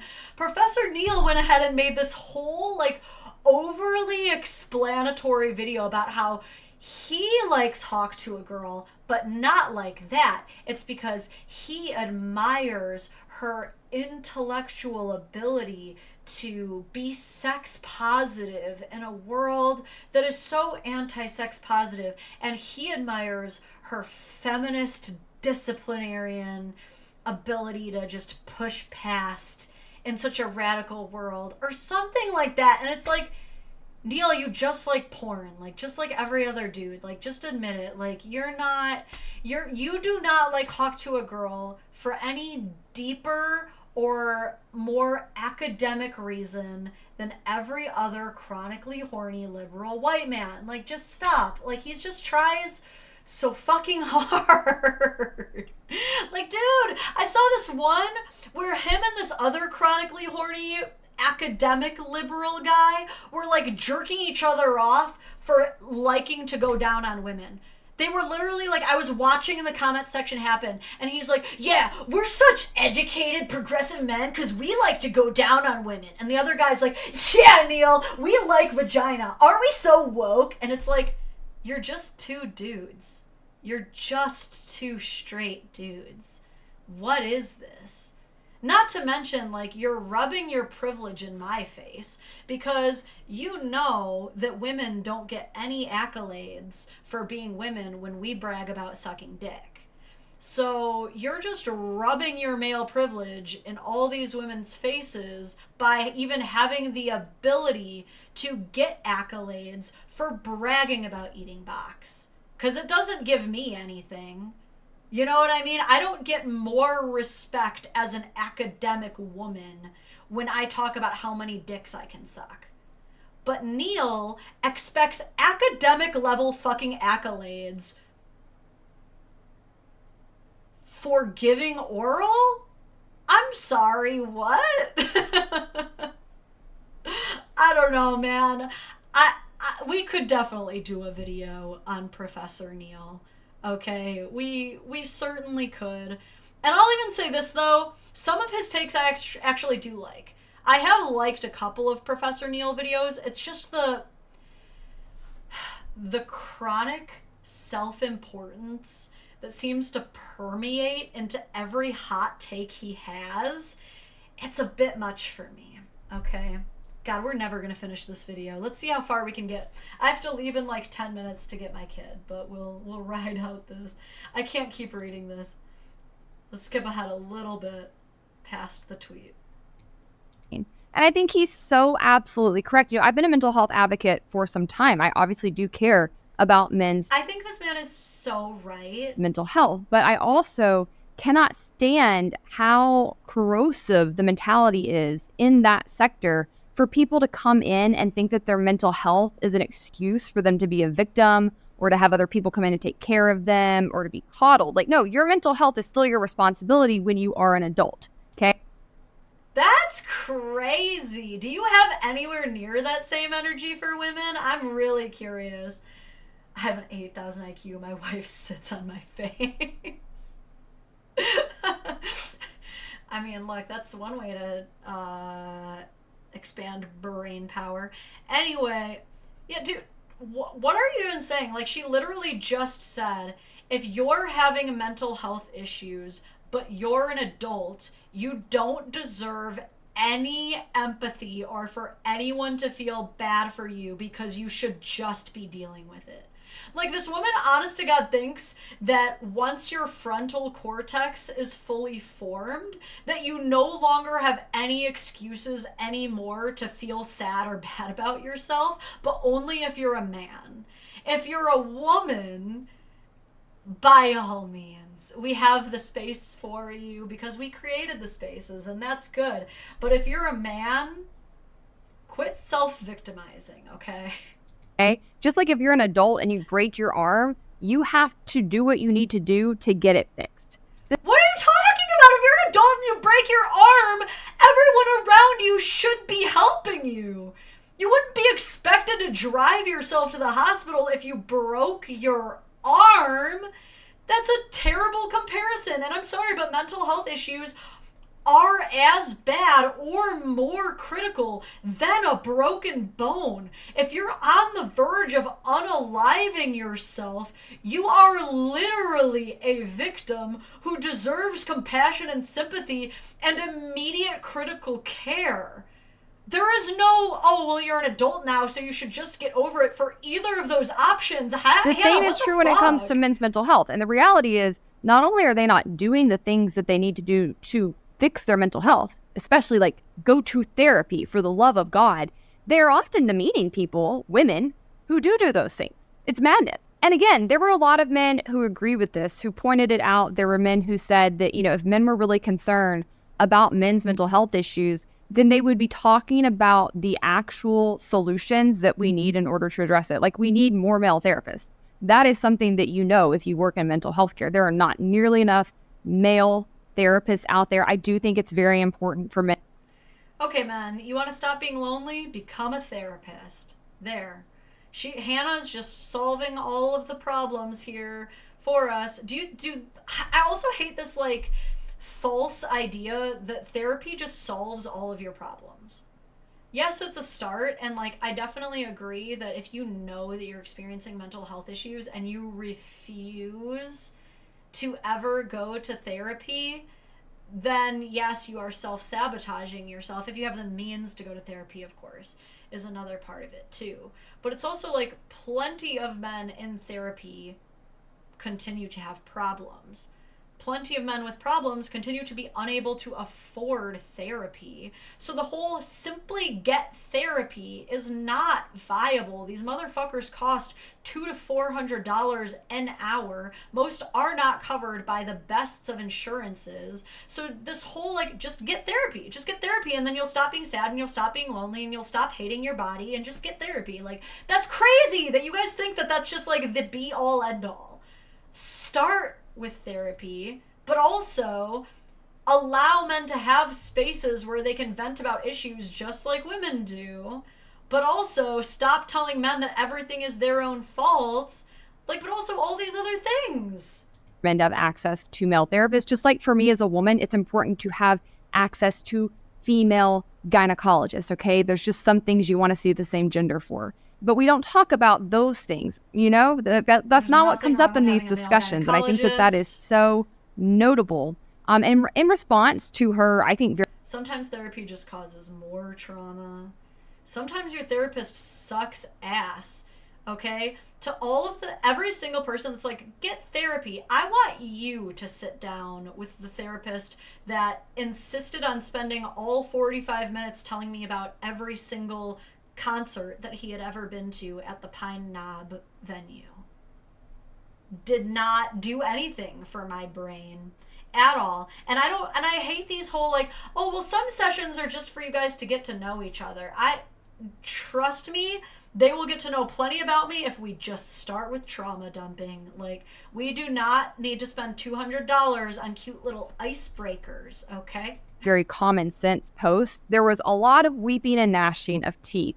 This person quote tweeted her and said, as soon as women find out about a safe male space, they sue their way in. And actually, I would say this was the dominant critique of her post. Another person, the effing Boy Scouts was no longer allowed to be male exclusive because women didn't like the exclusivity, but the Girl Scouts can continue to be Girl Scouts. Women don't get to shift any blame on the state of men's mental health onto men. I mean, that's a really good point. Okay? You're like, they're gnashing and grinding their teeth. That was a very good point, ma'am. ZOMGBBQ FTW says, you're still alive? Only for 5 more minutes. Also, therapy takes time for manly cures to stress, like smoldering, cabin build, or the reconquering of Constantinople. Wow. Paying for a therapist right now. Good for you, Dragon Stalin. Me too, but I am happy to report that my urgency level of therapy has gone down from once a week to once a month now. So, getting a little bit better, getting a little bit out of my, what's the word I'm looking for? I guess urgent was fine. Grew you sincerely. Another person said, men had Star Wars, women invaded. Men had sci-fi, women invaded. Men had video games, women invaded. Men had D&D, women invaded. Men had comics, women invaded. This one is a really annoyingly phrased one. Like, women made all of those things better. Men had sci-fi.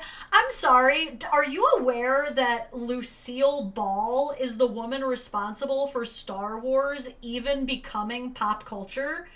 When everyone else, males included, did not want Star Wars to become a live action series, Lucille Ball made it happen. So I'm sorry, Doctor Strange tweet. Like, shut the fuck up. Women have literally always been involved in these things and have literally made all of these things better. So this one is a really dumb, stupid tweet.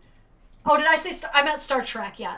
If I said Star Wars, I meant Star Trek. My brain said Star Trek, but apparently that didn't come out. Men had men's only clubs, women invaded. The only thing men have anymore is either solitary or you fuss at us for it. And first and foremost, I would just say, I'm pretty sure women are the ones who are mostly having our spaces invaded by men these days, okay? It's been like a whole talking point on the right for some time. But in all seriousness, I would also point out that when we do talk about men in traditionally female spaces, when it comes to the context of relationships. What about her is centrist? I don't.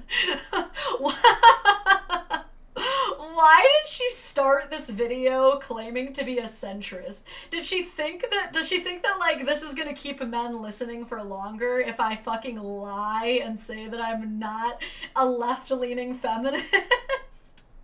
Like, you don't have to say you're a centrist if you're not. We're all gonna find out that you're fucking not very quickly. Relationships. Women are not upset about that because I don't think women... Wait, you think she's a conservative?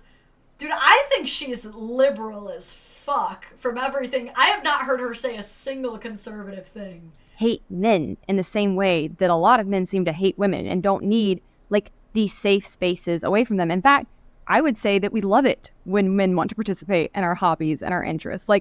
If I'm going to the theater and my husband actually wants to go. Remember earlier when she was like, men are trying to sell you a crock of shit? And then 5 minutes later, she showed up and was like, women love having men around. What are you talking about? Don't you gaslight me, Hannah. Don't you fucking come on a Beyonce's internet and try and gaslight us and tell these men that women want them around, okay? Because we have looked at every other video besides yours, and we know that's not true.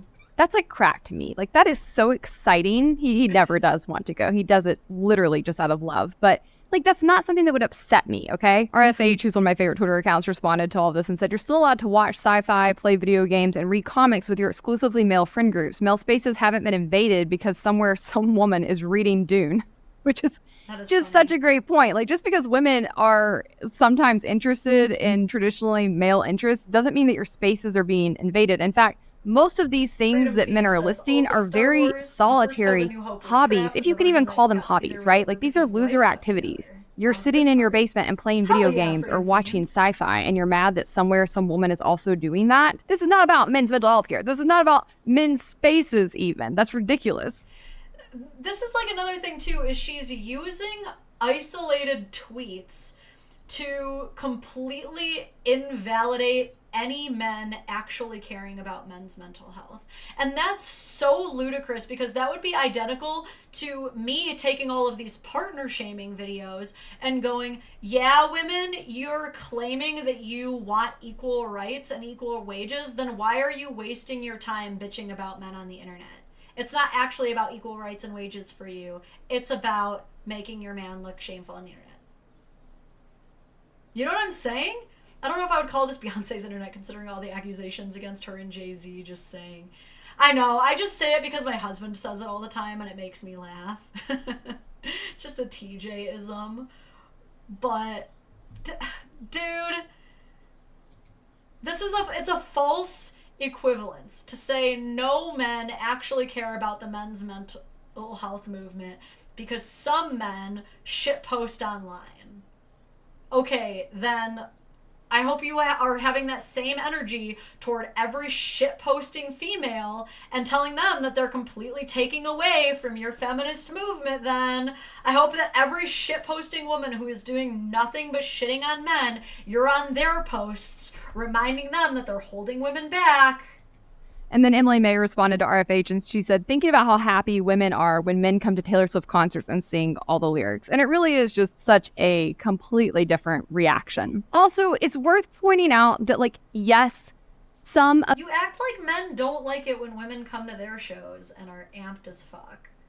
What do you mean? Why are you trying to suddenly act like this one bad tweet is like men don't ever want women around?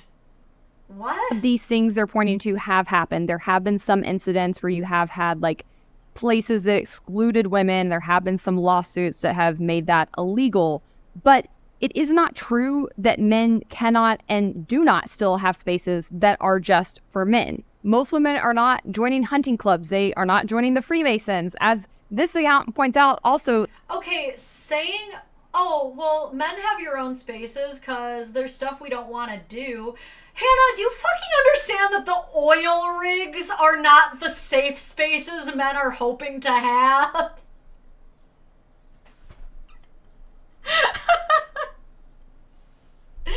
She was like, well, you guys can have spaces to yourselves, like when you're literally skinning and de-gutting deer that we eat. Like, I guess you're right. There are still plenty of men's only clubs. This is a account on Twitter that I also really like. It mostly focuses on men's fashion, but it's dye workwear. And he said, these things still exist. In London, there are over 50 gentlemen's clubs. There's over that number across the United States. But return to the past trad accounts don't know about them because they are not part of the socioeconomic class that's. And now, in another feat of feminist gymnastics, apparently gentlemen's clubs are considered healthy spaces for men now.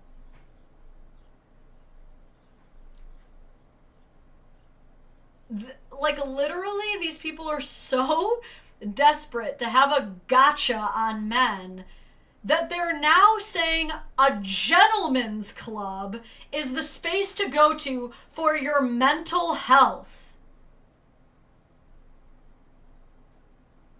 Man, what do you mean you're lonely? There's porn on every phone.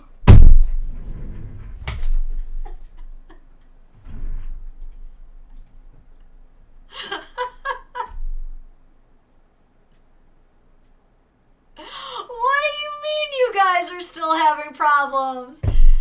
Can't you still hire hooker? What do you have to be sad about?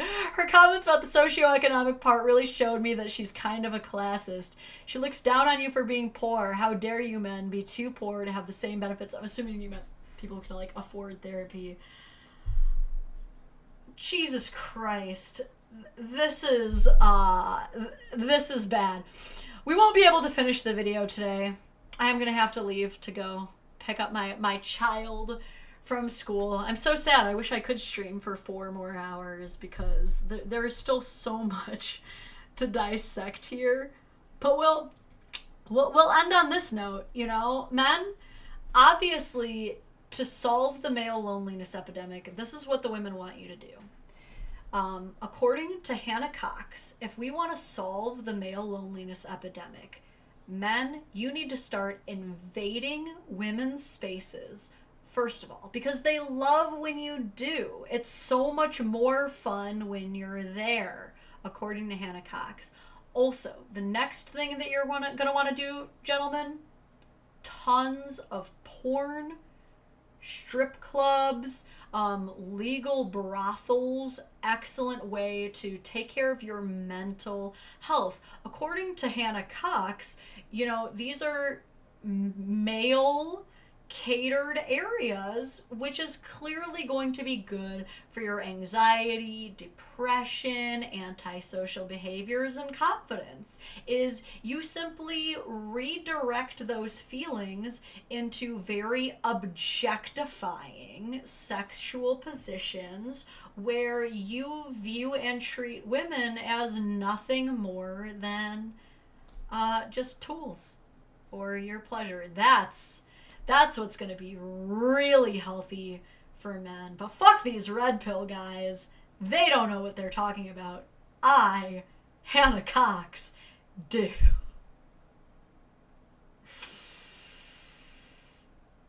But you know what, though? That's not even what she's suggesting. Because the question is, should we care? I'm assuming her answer is no. No, we should not even care. Just fuck men.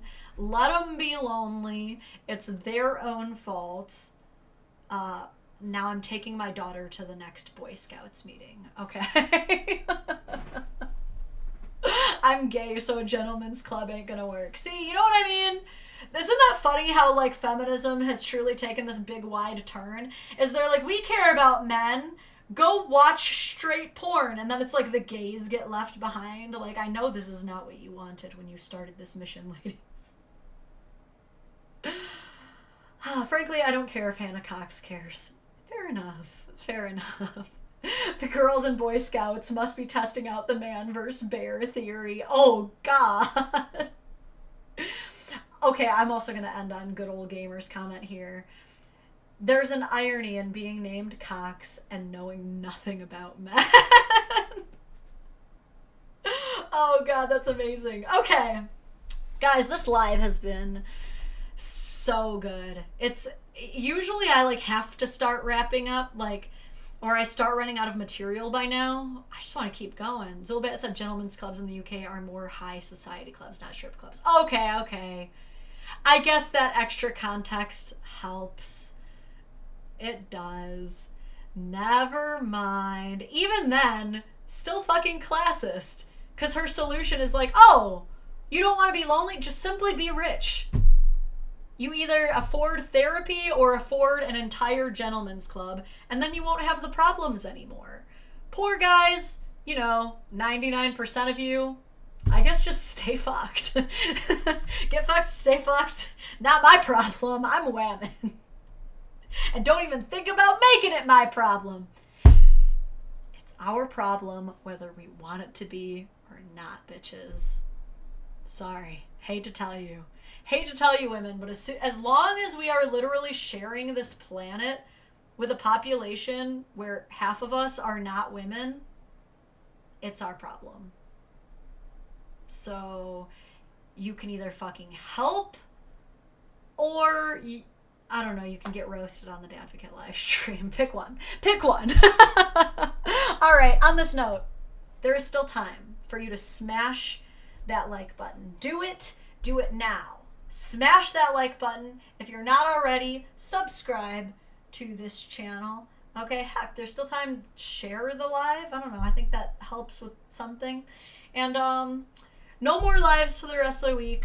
I got a ton of stuff going on. The kids have no school for the rest of the week, so I'm going to be busy with that.